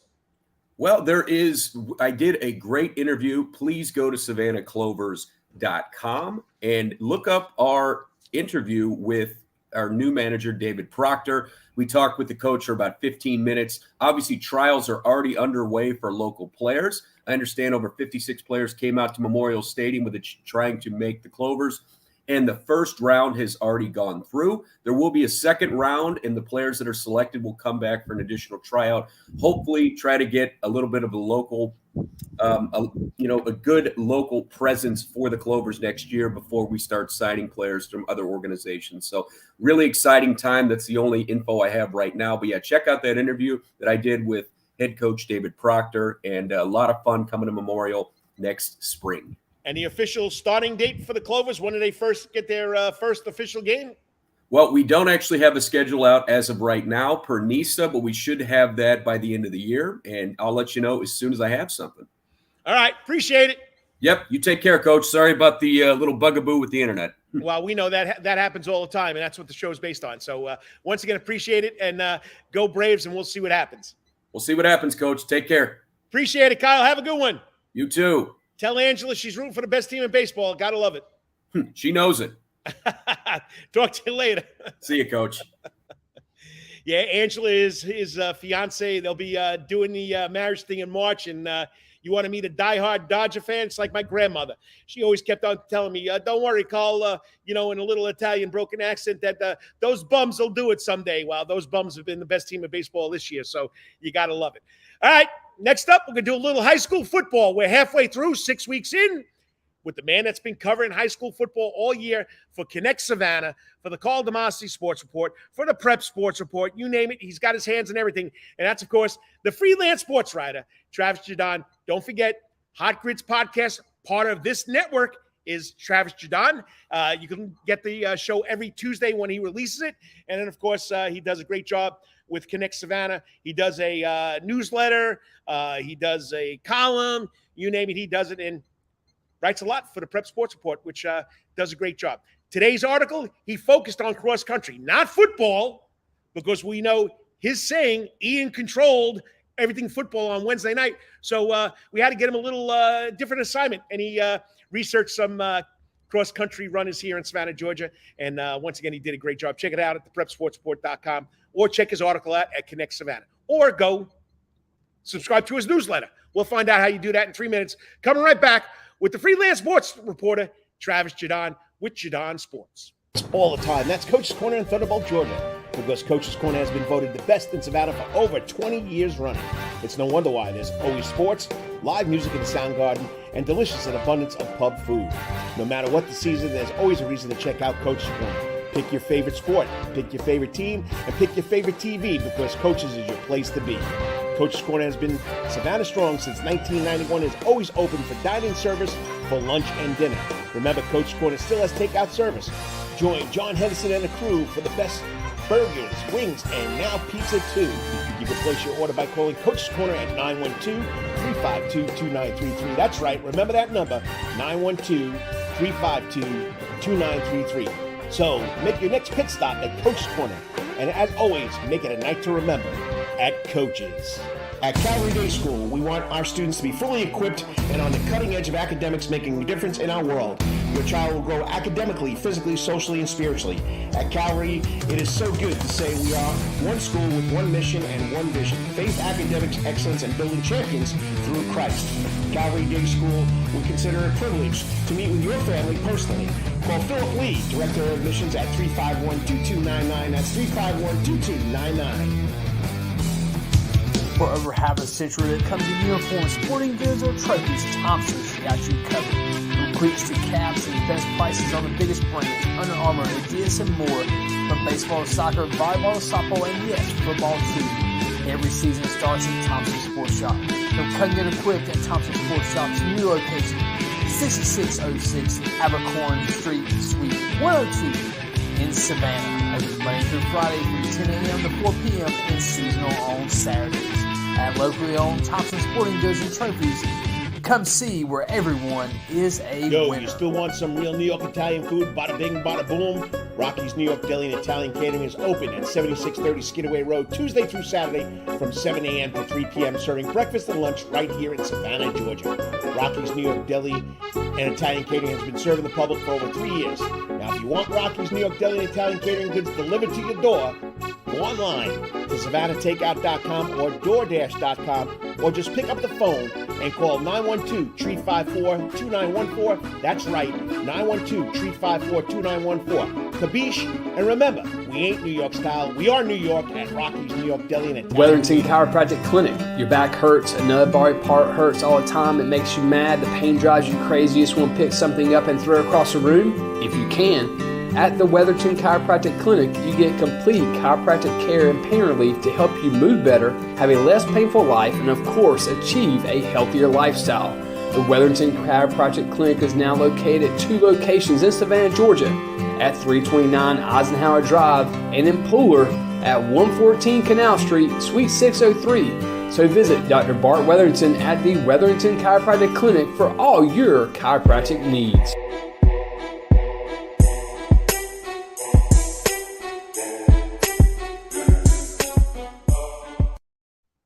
And welcome back to the Karl Demasi Sports Report, live on the Coach's Corner Soundgarden stage.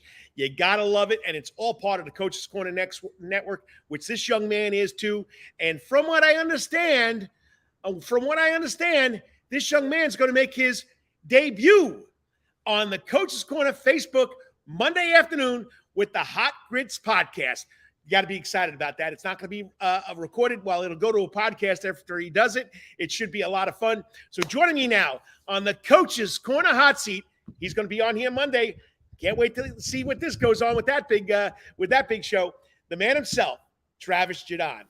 Well, look, buddy, you're going to make the Soundgarden stage. Yeah, I feel like I've made it to the big time, Carl. I'm going to be sitting where you're sitting, man. Hey, the Herd brothers, me, you, Kyle. I mean, don't forget the man himself, the old guy of the Coach's Corner Sports Network, Brandon Bain. He loves being here every week. Yeah, a bunch of legends have come before me, so I won't forget that while I'm up there. Legends in our own mind. Legends in our own mind. So once again, Hot Grid Podcast, Connect Savannah, Option Newsletter. You want to tell what people that's all about? Yeah, the Read Option newsletter, it's free. You sign up for it, and it comes to your email inbox every Saturday. It's basically a rundown of everything that happened the night before, and my thoughts on kind of what it all means as far as playoffs go, and as far as top performers individually and as a team, and then depending on the week, off the field type of stuff. But you can find that at connectsavannah.com/newsletters, and that's where you sign up for it. And then the Hot Grits podcast, I do that every Monday. And it's Southeastern sports. Right now we're talking Braves, Georgia football, Georgia Southern football. And that's sort of the staple or the crux of the show. That comes out every Tuesday, anywhere you get podcasts. So Hot Grits podcast. And like you said, yeah, Monday I'll be there to do it live. I'm interested to see how that goes, Carl. Maybe we can workshop this a little bit. My plan is to literally just do what I usually do, like when I'm alone in the studio, and sort of like do all the stuff that I do, even that doesn't make the final cut of the podcast episode. I'm just going to do all that live, I think, because that's the only way I really know how to do it. But I'm open to suggestions. I don't know. You got to be you. Like I said, like I tell people, it's a little adultish. You will speak your mind, and you will let it go. And once again, you got the man, Lawrence Bennett, behind the scenes helping you out. You just got to do what you got to do, like I do every Saturday here. So yeah, I'm Lawrence Bennett sending me a note. Yeah, I know my background. Lawrence keeps on going off because I don't know how to stop my computer from shutting down on me every 5 minutes. So that's why I got you as the producer. So I mean, you'll have a lot of fun. Just do what you do and go with it. I mean, just be you. Yeah, that's the plan. That's what I'm going to do. And as far as the adultish goes, I'm like you. Like certain things kind of set me off. Like I can tell the Kinley Jansen thing is a touchy subject for you. And there are a lot of touchy subjects for me. I'll confess that there are a lot of things that sort of push my buttons, and I guess that's why it's easy for me to come up with stuff to talk about in a podcast. We'll find out on Monday, though. It should be interesting. I understand fully. Like I said, I butcher names. The internet breaks down. I mean, you just got to go with the flow. I like when you call the internet internets. It is like the internets. I like when you make it plural. That's my favorite. I mean, you come from Brooklyn. You come from New York. It's the internets. It's not the internet. It's the internets. You guys got to understand the language. Bada bing, bada boom. You know what I mean? You think your guy Aaron Judge is ever going to break that record, or is he going to just keep torturing us with this thing? All right, so we'll get to high school football in a second. Let me tell you something about Aaron Judge. Okay, we got a little buddy here just sent me a comment to put on there. Is his name Michael Jordan? Is that your brother? No way. Yankee baseball hopefully will be the main topic, Carl. I agree with you 100%, Michael. But anyway, as we're talking about Yankee baseball, what is different about Aaron Judge is not about Aaron Judge. He's about the Yankees winning. How many times last night or how many times over the last 2 weeks he could have went for bad pitches to get that record. But you know what? Aaron Judge is concerned with winning. And it's winning for the Yankees, even though we're going to lose Aaron Judge because Mr. Cashman, here we go. I want to be a little adultish here, but I'll keep it family friendly. Cashman needs to go. Here you got the franchise of the New York Yankees now, Derek Jeter and all the ones, Willie Mays. Willie Mays was the Giants, okay? Mickey Mantle, I'm thinking about center field this year. Mickey Mantle, Joe DiMaggio, Babe Ruth, okay? These are the icons of the New York Yankees. Aaron Judge is the icon. This man should have got his money, but no, Cashman can't find his pocket, or Steinbrenner won't let him have it. Steinbrenner has no galloons like his father had. That's all I got to say. And the galloons, you know what galloons means in Italian? You know what I mean? Yeah, so, I think I can pick it up. Capiche, okay? So, don't get me started. But Aaron Judge is a team player. Will he get it? I'm going to say they got, 5 games left or 4 games left? Yeah, that sounds right. He's got a shot. That's all. It'll be 5 games. 5 games left. He's got a shot. I mean, that's all I got to say. He's playing in Yankee Stadium. He's got a shot. I hope he does it. But if he doesn't do it, he's a class act because it's all about winning. Yeah, then he'll be in Boston next year. No, he'll be out in Los Angeles with the Angels, with Trout and what's his face, Ohtani, or he'll be with the Dodgers, where he grew up, or he'll be with the Giants because that was his team growing up. You know that. If he goes to the Dodgers, then I might be done. I might just be done with the whole thing. All right. Well, I brought you on not to talk baseball, even though Michael knows that the Yankees are the best team. So we'll go from there. They are the regular season champs. They're the greatest regular season team of all time, I think. I mean, you can hang out with Dennis Knight and the Boston Red Sox. Go right ahead. Yeah, I will. 27-2. That's all I got to say. So we'll go from there. All right. So here we go. All right. High school football. 3 things about the high school season after the first 6 weeks. Okay. Most surprising team for Travis Jadon and Jadon Sports. All right, and you're going to answer these too, right? Yeah. All right, my most surprising team, I'm going to give you one and then an honorable mention. Bethesda Academy being 6-0 is incredible. I think they won 1 game last year. And, fans in the area, they don't hear or see Bethesda a lot.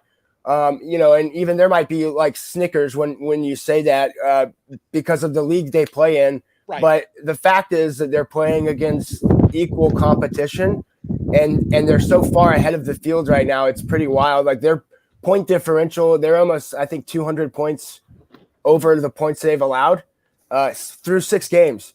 They have a sophomore, Corey Stafford, who's approaching 1,000 yards already. So they've been surprising. And then I do think Johnson deserves a little credit for starting the season 4-1. Really, from people you talk to, they should be 5-0. They should have won against McIntosh County in week 0. Carl, your favorite week? Week 1. So I'll say Bethesda with a little honorable mention to Johnson. Hey, I concur. I mean, here's a guy. We just talked about Aaron Judge. Let's talk about Antoine Turner. This man is dedicated to what he does at Bethesda Academy. He's the chaplain. He's the athletic director. He's the head football coach. He's a person that these kids look up to. The man does the class act. The only thing that has been avoiding him is a state championship. And like you said, whether it's SCISA, whether it's GIAA, whether it's GHSA, it's a championship. And what they're doing this year is unbelievable. And the kid Correa, I mean, I don't have him for an outstanding game, but I'm just telling you right now, 129 yards, 169 yards, 178 yards, 144 yards. He has 710 yards on 54 carries, 13, 10 touchdowns. He's averaging 13 yards a carry. Yeah, that's pretty good. And, Kendrick Bonner, I mean, he's changed the culture over there, and they really believe in what they're doing over there. That I would have loved to see Calvary and Johnson this week, but, like you said, it was Ian controlled. So they'll move that back to October 14th, and we'll see what happens with that. So, all right. Question number two, most outstanding performance, not performer, performance. Okay, I guess I'll go back to Johnson. I think you can't really go far without talking. You can't go too far without talking about what Samari Dowdy did against Liberty County. He was like 310 yards, 3 touchdowns. Go ahead. 302 yards, 3 touchdowns, and it on 20 carries, and it was a 22-21 win in overtime. Yeah, and I think he had the essentially the clinching 2-point conversion in that game. So I think that individual performance stands out to me. There was also a game by Zoe Smalls earlier in the year that's kind of escaping me, but he had like 7 carries. Hilton Head Christian. Yeah. He had 83-yard kickoff return, 25 yards on 10 carries, 2 TDs, and 1 receiving. Yeah, so that's pretty good. I'll go with those 2 as my performances of the year. What about you? Anytime a kid rushes for over 300 yards, no matter what, he's your performer. I also got to throw in the kid from Memorial Day School, my athlete of the week, Tyler Kendall, a high school kid throwing 6 touchdowns. Yeah. And he threw for over 300 yards. So there have been a lot of great performances this year. But, yeah, Dowdy sticks out with over 300 yards rushing and an overtime win and a 2-point conversion rush. You got to love it, okay? Next question, okay? I got 4 for you. I'm playing 4 quarters. Here's the 3rd quarter. All right. Now, MVP for the first 6, your Finicaro Award player for the first 6 weeks of high school football, the best football player so far in the first 6 weeks. Okay, I've been thinking about this a lot over the past week because I think about like during the season and the guy who my mind goes to is Dennis Knight at the Morning News, having him essentially by himself having to decide who the greater Savannah area player of the year is. And if we're all honest with ourselves, usually before the season starts, we already know who's going to win the thing. There's usually a stand like that's just part of it, right? We know that there's this guy and maybe one other guy. But right now, if you took a straw poll, I think of who has had the best season so far in the area, I think you'd come out with 3 or 4 or 5 or 6 or 7 different names. And I don't know if that means that there's been a lot of good seasons or if there's just right now there haven't been, I think on the premier teams like Calvary and Benedictine, that they have so many weapons that they're sort of watering each other down statistically. Yes. Now that'll change as the season goes on. Long-winded way of saying I'm going to go right now. I would go Harry Zoe Smalls would be my player of the year. I have his stats here: 653 rushing yards, 10 TDs. He has 4 100-plus yard games, 9 receptions, 88 yards, and a touchdown. He has 13 total touchdowns, including 2 kickoff returns to open games.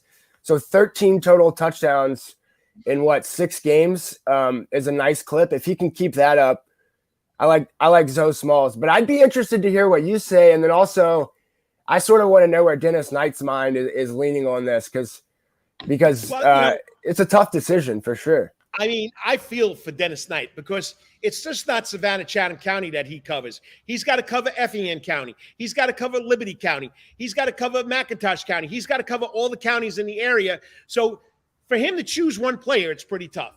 It's pretty tough. And, people don't understand, he's a one-man show. All right. That's why I like being the chairman of the Finicaro Award, because that's just kids in Chatham County, and it's voted on by the coaches and the media. So Right. Dennis Knight's up against the wall, and it's not fair. It's not fair to him what people say after he chooses that player. All right. So yes, I would love to hear his point. He's got tough skin. He's got tough skin. Oh yeah, the Cali boy has very tough skin. Anybody that works the night shift like he does for so long, you got to have tough skin. I'm going to go with my kid was Corey Stafford. Okay, like I said, yeah. I had his stats right here: 710 yards on 54 carries, 13.1 average, 10 TDs. He's had 4 games over 125 yards or more. And you know what? Like you said, nobody gives the little guy a chance.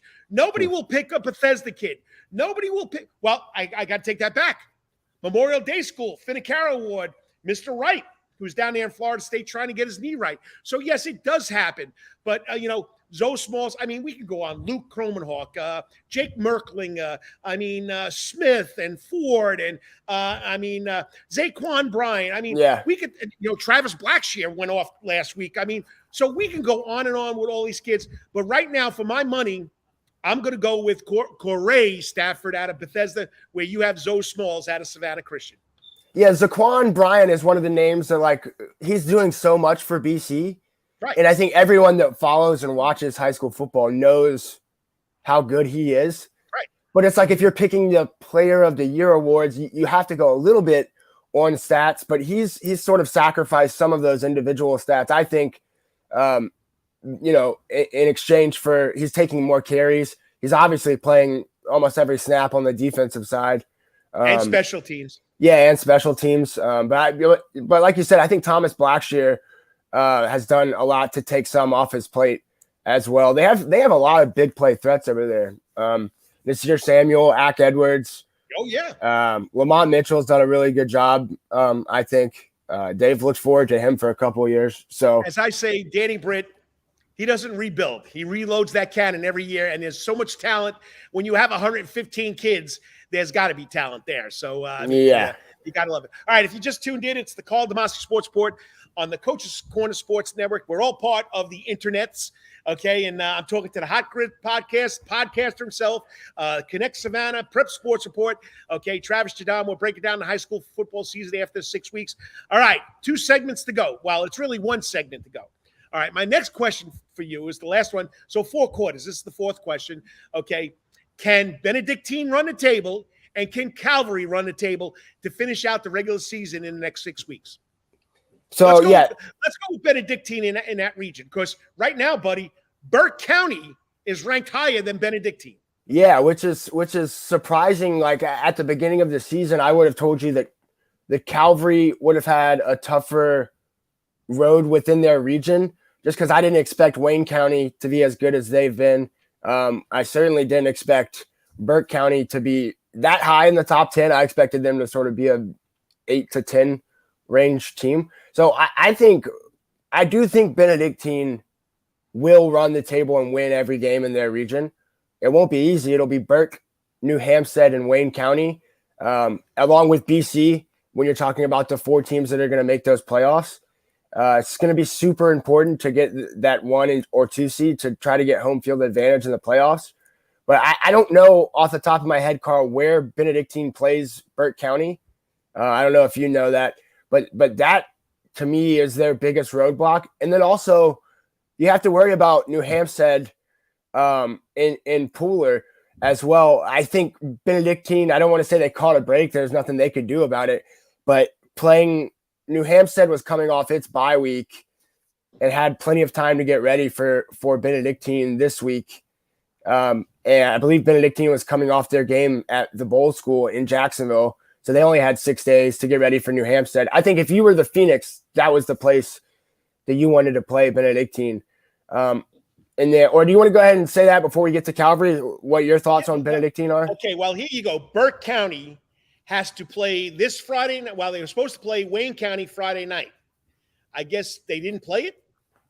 No, they didn't play it. And just quickly on Wayne County, I don't think they're a top 10 team in the state after watching them play. I think they're good, but I wouldn't say that they're better than New Hampstead. Okay, so Burke County has to play away at Wayne County. They have to play Thursday night against Benedictine at Memorial Stadium, okay?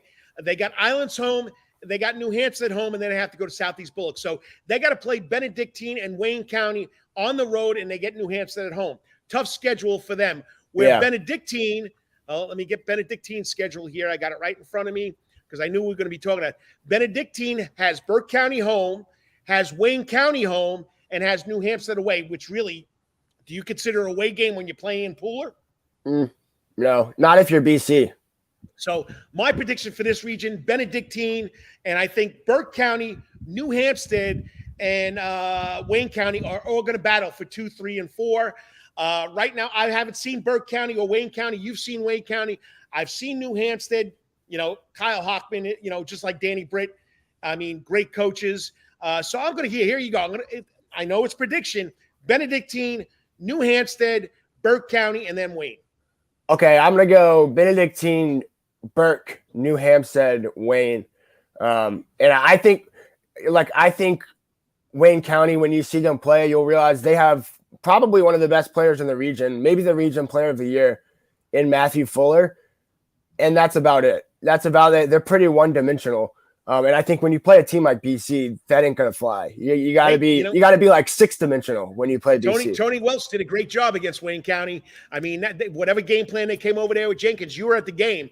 I mean, they shut down that offense. Yeah, there were some questionable decisions I think made by Jenkins in that game. And now we're not talking about that. We're just talking about how well they played against them. Fair. No comment. All right. Let's leave it at that, okay? All right. The other question was, can Calvary now run the table? And you got a pretty good Athletic Johnson team that we didn't get to see this week, last night. So that's pushed back to October 14th. So what do you think? Can Calvary run the table?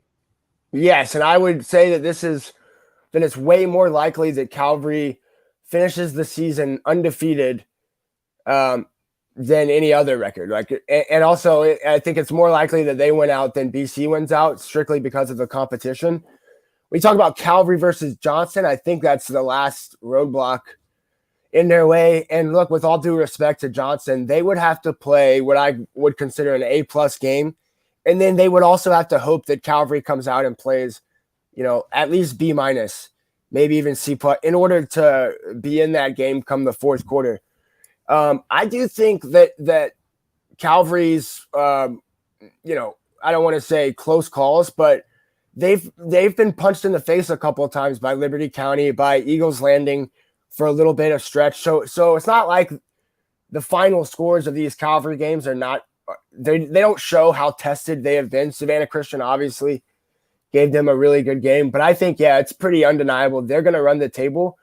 But Carl, if they get the 1 seed in Region 3, which is what that would mean, that means they would likely take on Cedar Grove in the third round, in the third round, which you don't want. And so maybe it's one of those things that the Region 3 2 seed, I think, may have a further run in the playoffs than the 1 seed.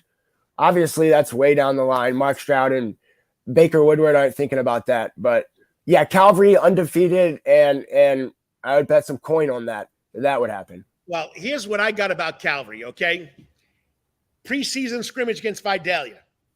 Jason Cameron had the right philosophy. His offense was his best defense, okay? Eagles Landing Christian Academy. Their offense kept Calvary's offense off the field, and it was a great game. Savannah Christian against Calvary. They kept Calvary's offense off the field. So, your best defense is your offense against Calvary Day School. Do you know in 4 games, Calvary, who has 4-star quarterback, 2 4-star receivers, a pretty good running back. We think they lost their best running back, but their running back crew is not bad either. Strobridge, what's his name? AJ Butts. Okay. Yeah. They've only thrown the ball 10 times a game. Imagine if you let Jake Merklinger throw the ball 25 to 30 times a game. We got to get the offensive coordinator on the phone. How do we talk to this guy? Well, this guy, I love him to death, but he's They doing still the right score thing. 40 points. They still score 40 points He's a game. doing the right thing. If Yeah. you're going to give him the run, and there's only one bad thing or two bad things that can happen in a run. One, you lose yardage, or there's no gain, or you fumble the ball. When you throw the ball, the chance of complete, Bill Parcells, the big fish from the Giants. I'm going to run the ball because there's less chance that something's going to happen wrong. So, but Calvary, they're going to run the table, like you said. Looking into the playoffs, like you said, you're looking at, okay, it's getting windy here, and God bless you. I'm waiting for my light to fall over here. Calvary's going to run the table. I really, they take Groves on Thursday night. That schedule was changed. They were supposed to play Friday night. It's Thursday night. Then they come back and play Johnson, and then you got Country Day, who I think it's going to be a rival game. We'll give them a game, but I don't think they got enough firepower to take care of it. Country Day is going to try and do what Savannah Christian did on that opening drive. They're going to try and go as slow as possible. Right. That's what you got to do. Yeah. And hopefully for Country Day's sake, that's another storyline that we can talk about at a different time is the back end of that region. I think it's safe to say Calvary is going to be the one and Savannah Christian is going to be the two. I like Johnson to get in. And then that 4 seed there with Long County, Liberty County, and Country Day is going to be very interesting. Right. Country Day has he can't be talked about enough for me. The freshman at Country Day, Josh Washington, if you haven't seen him play, he is electric. And I think he's going to be one of the next big things to come out of this city. He reminds me a lot of, and he might be better, of another freshman that was a star at Country Day a long time ago, Demetrius Robertson, where he was playing on not such a great team, but you could tell when you saw him how good he was going to be. Here's the problem now. This young man, will he wind up finishing at Savannah Country Day? I don't know. We know that people got into Mr. Robinson's ear, and that's why he left. Yeah. People got into a couple of kids over at Calvary in their area, and they left. People got into some kids' ears at Savannah Christian, and they left. I think if you stay here in Savannah, you got a chance to go anywhere you want, just like if you go to IMG or you go to another school. But people don't realize that. They want to go to the winner where they think that everybody's going to come watch them. And that's another thing that I can go on a soap off where I want to get a little adultish with that one too. But, so we'll see if he winds up there. And I believe, you know what you're talking about. You've seen the kid. I haven't seen him in person yet. So hopefully I will catch, the Country Day Calvary game. And he's special, man. He's special. I believe it. So other than that, all right, well, we went longer than I thought we would. We were almost supposed to do about 10, 15 minutes, but it's always a lot of fun. And once again, keep up the great work. I appreciate what you do for the Prep Sports Report and what you do with the Connects Savannah newsletter. And, of course, the articles. And, of course, we also got to give a plug, like you said, the hardest worker, I think, in high school sports, Dennis Knight, because what he does is unbelievable, too. Yeah. And I appreciate all that. I look forward to seeing everybody Monday at Coach's. I don't know what time yet. Right now, I think it'll be late afternoon, probably around 3 or 4 o'clock on Monday at Coach's. Let me know because, I wear many hats. I got to drive the middle school to a cross-country meet. So, there's always something I'm doing in the afternoon, but I love to be over here to watch what goes on. And you got a good man with Lawrence Bennett behind the cameras. Carl, we got to get you in one of those cross-country uniforms, get you to run one of the races one time. Put a little bib on you. You know what? Here's my bib. So when I eat, my stomach catches. That's my bib. That's as far as I'm going with a bib. All right. All right, Travis, appreciate it. Let me wrap this up. I got to get out of here.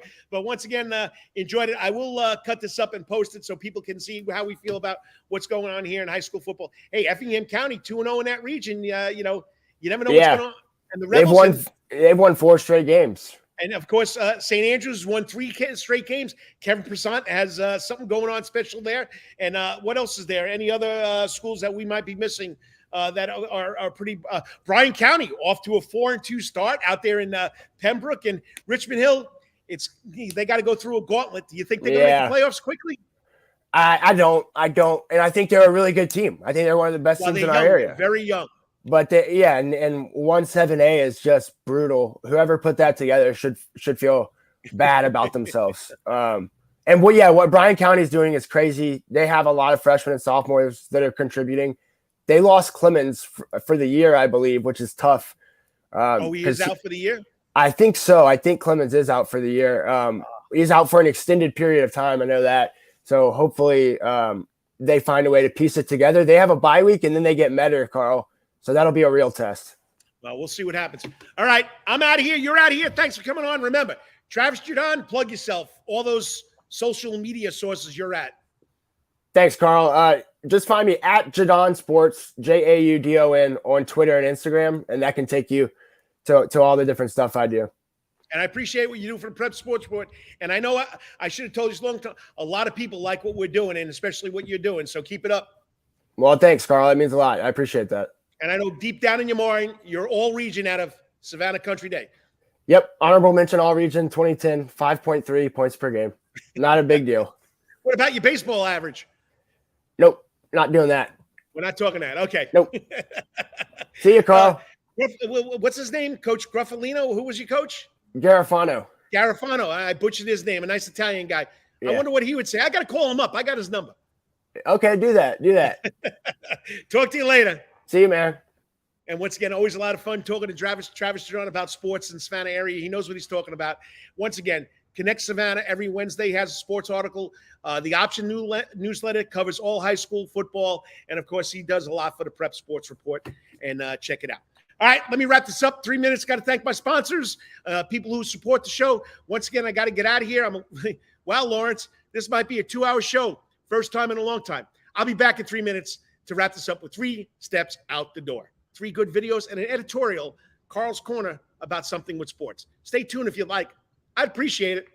You got to love it. The Coach's Corner Sports Network. All the time. That's Coach's Corner in Thunderbolt, Georgia. Because Coach's Corner has been voted the best in Savannah for over 20 years running.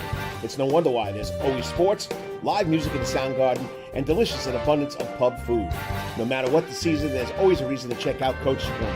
Pick your favorite sport, pick your favorite team, and pick your favorite TV because Coach's is your place to be. Coach's Corner has been Savannah strong since 1991 and is always open for dining service for lunch and dinner.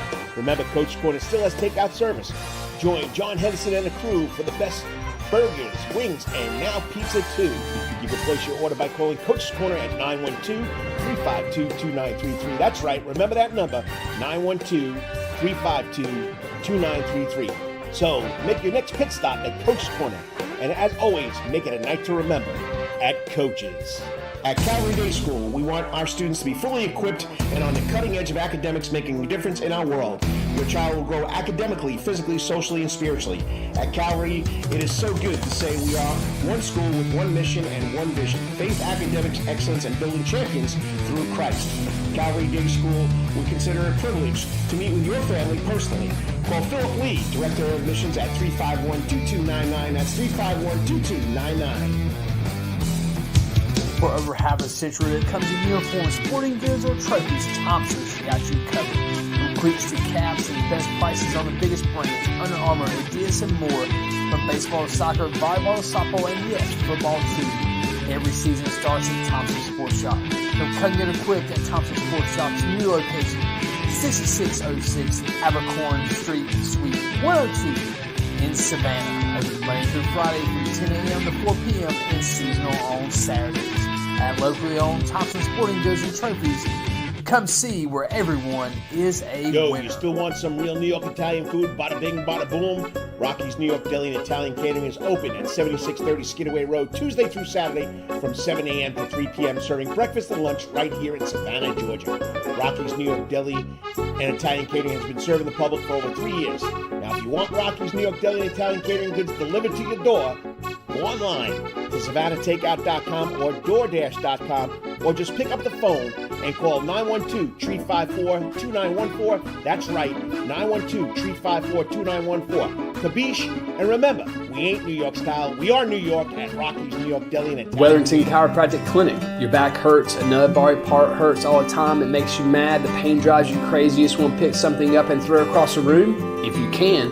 At the Wetherington Chiropractic Clinic, you get complete chiropractic care and pain relief to help you move better, have a less painful life, and of course, achieve a healthier lifestyle. The Wetherington Chiropractic Clinic is now located at 2 locations in Savannah, Georgia, at 329 Eisenhower Drive and in Pooler at 114 Canal Street, Suite 603. So visit Dr. Bart Wetherington at the Wetherington Chiropractic Clinic for all your chiropractic needs.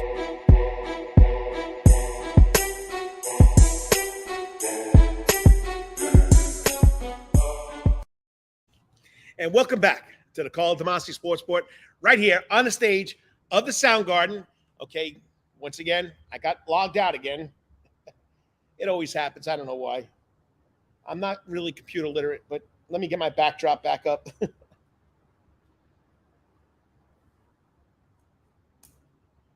There we go. Let me adjust my camera now.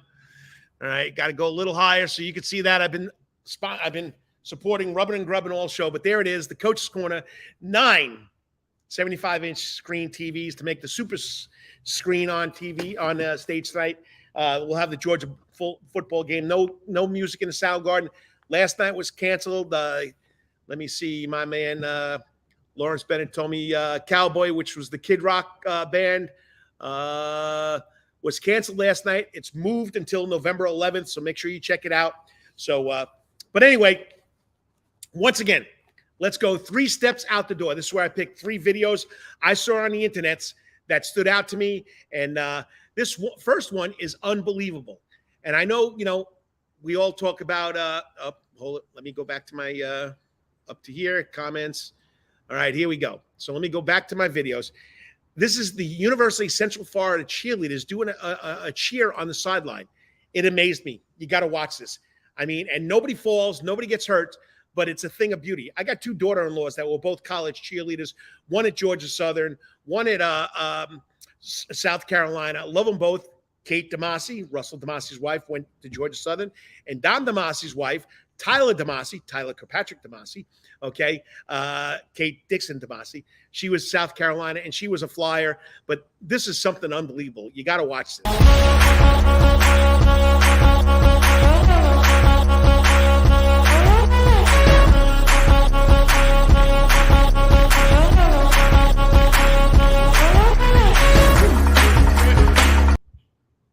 I mean, is that not unbelievable? Is that not unbelievable? Watch how it's synchronized, and it's special. I'm going to watch it again. They're throwing these balls over their heads. They catch them. One step, and they're up in the air. I don't know what kind of hold or cheer that is called. But if that's not something special, you got to love it. You got to love social media.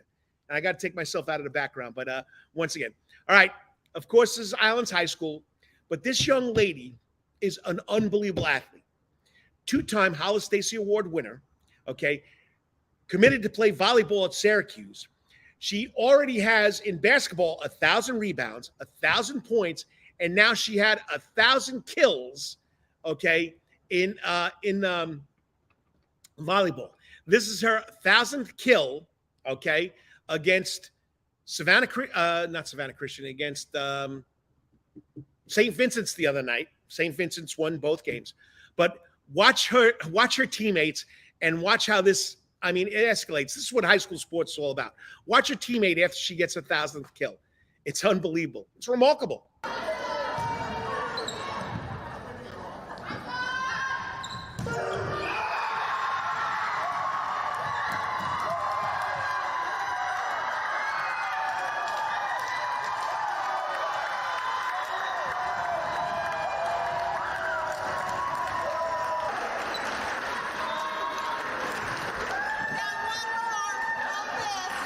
They even bring the team dog on the floor. Way to go, V. That's something special. And that makes one of my top videos of the week. The last one, now, of course, I just talked about it with Kyle Lawson, the baseball fanatic from the Who's on First baseball podcast, part of the Coach's Corner Sports Network.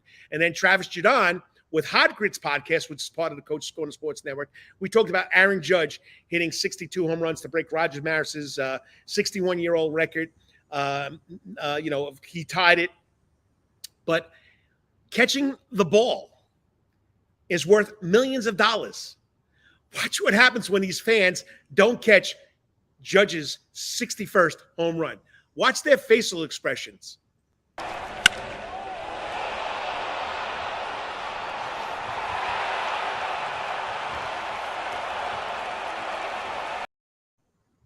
Got to watch that again.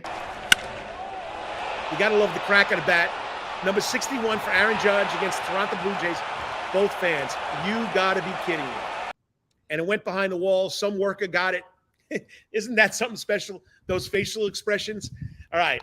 So, Carl's Corner, okay, editorial. All we've been hearing about is the NFL not doing it right by Tua, the Miami Dolphin quarterback. It's not the NFL, okay? It's the Miami Dolphins. The Miami Dolphins are the one that are at fault here. I've been coaching football and watching football. It's got to be over 50 years. I became a manager, a water boy for my high school football team. My first high school football game was in 1969. That's right, people. I'm an old guy. I'm 63. I'm not ashamed to say it. So I've been watching football for a long time. I've been watching football players get injured. And that's the worst part of coaching football for a coach. But you know what? He got hurt last week against the Buffalo Bills. He got pushed down, and you saw his head snap against the turf. He had a concussion. What he's doing in a football game Thursday night, I don't know. He got a good shot again, and his fingers froze from the contusion to his head. Why was he back why was he playing Miami Dolphins? Why was he playing? I don't blame the NFL. Now the NFL's got to come in and do something to the Miami Dolphins. Yes, football game is a brutal sport. It's a physical sport. People hitting people. Okay, the rules have been changed to protect our football players or the football players. But when you have a concussion, you're concussed the week before. What are you doing back less than a week later? Where's your protocols, Miami Dolphins? Everybody's blaming the NFL. Give me a break. It comes down to the Miami Dolphins. Thank God Tua is okay. Okay, he will get better. He can't wait to get back to play. He thanked everybody for the concern. But Miami Dolphins, you're at fault here. High school football, you got a concussion, you're going to wait at least 7 to 10 days until you pass the protocol. And even then, it's tough for our athletic trainers who have to make that decision. And if you're a high school coach and you don't go along with what your athletic trainer is saying or what the sports medicine medical people are saying or what the orthopedic physicians are saying about concussions, or, I mean, talk to Dr. Stuart Fife at Fife Therapy, one of my sponsors for the Prep Sports Report. I mean, he'll tell you it's something that's serious. And a lot of people are not trained to do the right thing. And in the front office, you could bet, adult show here. A child-friendly show here. And I was going to say it, but you got to do the right thing. So, Carl's Corner this week, Miami Dolphins. Boom, you're at fault. NFL, do something about it. All right, we got 2 comments that came in here right before the shows. I got 2 minutes to get out of here. All right. Lawrence Bennett, thanks. I always appreciate it, Lawrence. Always a great show. And because you're behind me doing this and helping me out, I love it. I appreciate all your help. And thank you for getting me the internet connection for today because we had no glitches as far as my part. Happened to some of the guests. Okay. And Lawrence, maybe you could help me answer this next question. Is John going to have Coach's Corner? Are they going to have the Georgia Southern show tonight on TV? I can tell you yes. Any football game you want, John Henderson and the crew will put it up here at Coach's Corner. Lawrence, you're behind the scene. You're involved in the upkeep of football shows and music. Let me know what you think. Okay? Is Georgia Southern going to be on TV tonight? I say yes. Okay? I think John Henderson will do it for you. Just tell him it'll be on TV tonight here at Coach's Corner. Have a good time. Remember, it's always a night to remember. And there he is in the back room. Yes, Georgia Southern will be shown here at Coach's Corner tonight. 7 o'clock kickoff because it was moved from 4 o'clock because of the hurricane. And yes, Lawrence, thank you. It's criminal what the Miami Dolphins did to Tua. The Miami Dolphins, not the NFL. The Miami Dolphins. I know. Let me back up, okay? Because I've been a football coach all my life. If an athletic trainer tells me that kid is staying out, you're staying out. We're taking your helmet, and you're not going back in until you pass all the protocols and you got medical clearance. All right. Okay. As I end the show, 2 hours strong, Lawrence. We made a 2-hour show here with just 3 or 4 commercials here at Coach's Corner. Once again, say a prayer for all those people in the Ukraine. Say a prayer for all those Russian now males that do not want to be involved in this, okay? Do not want to be involved in this because they don't want to go to battle for Putin. Say a prayer for them because you know they're going to be forced to do it.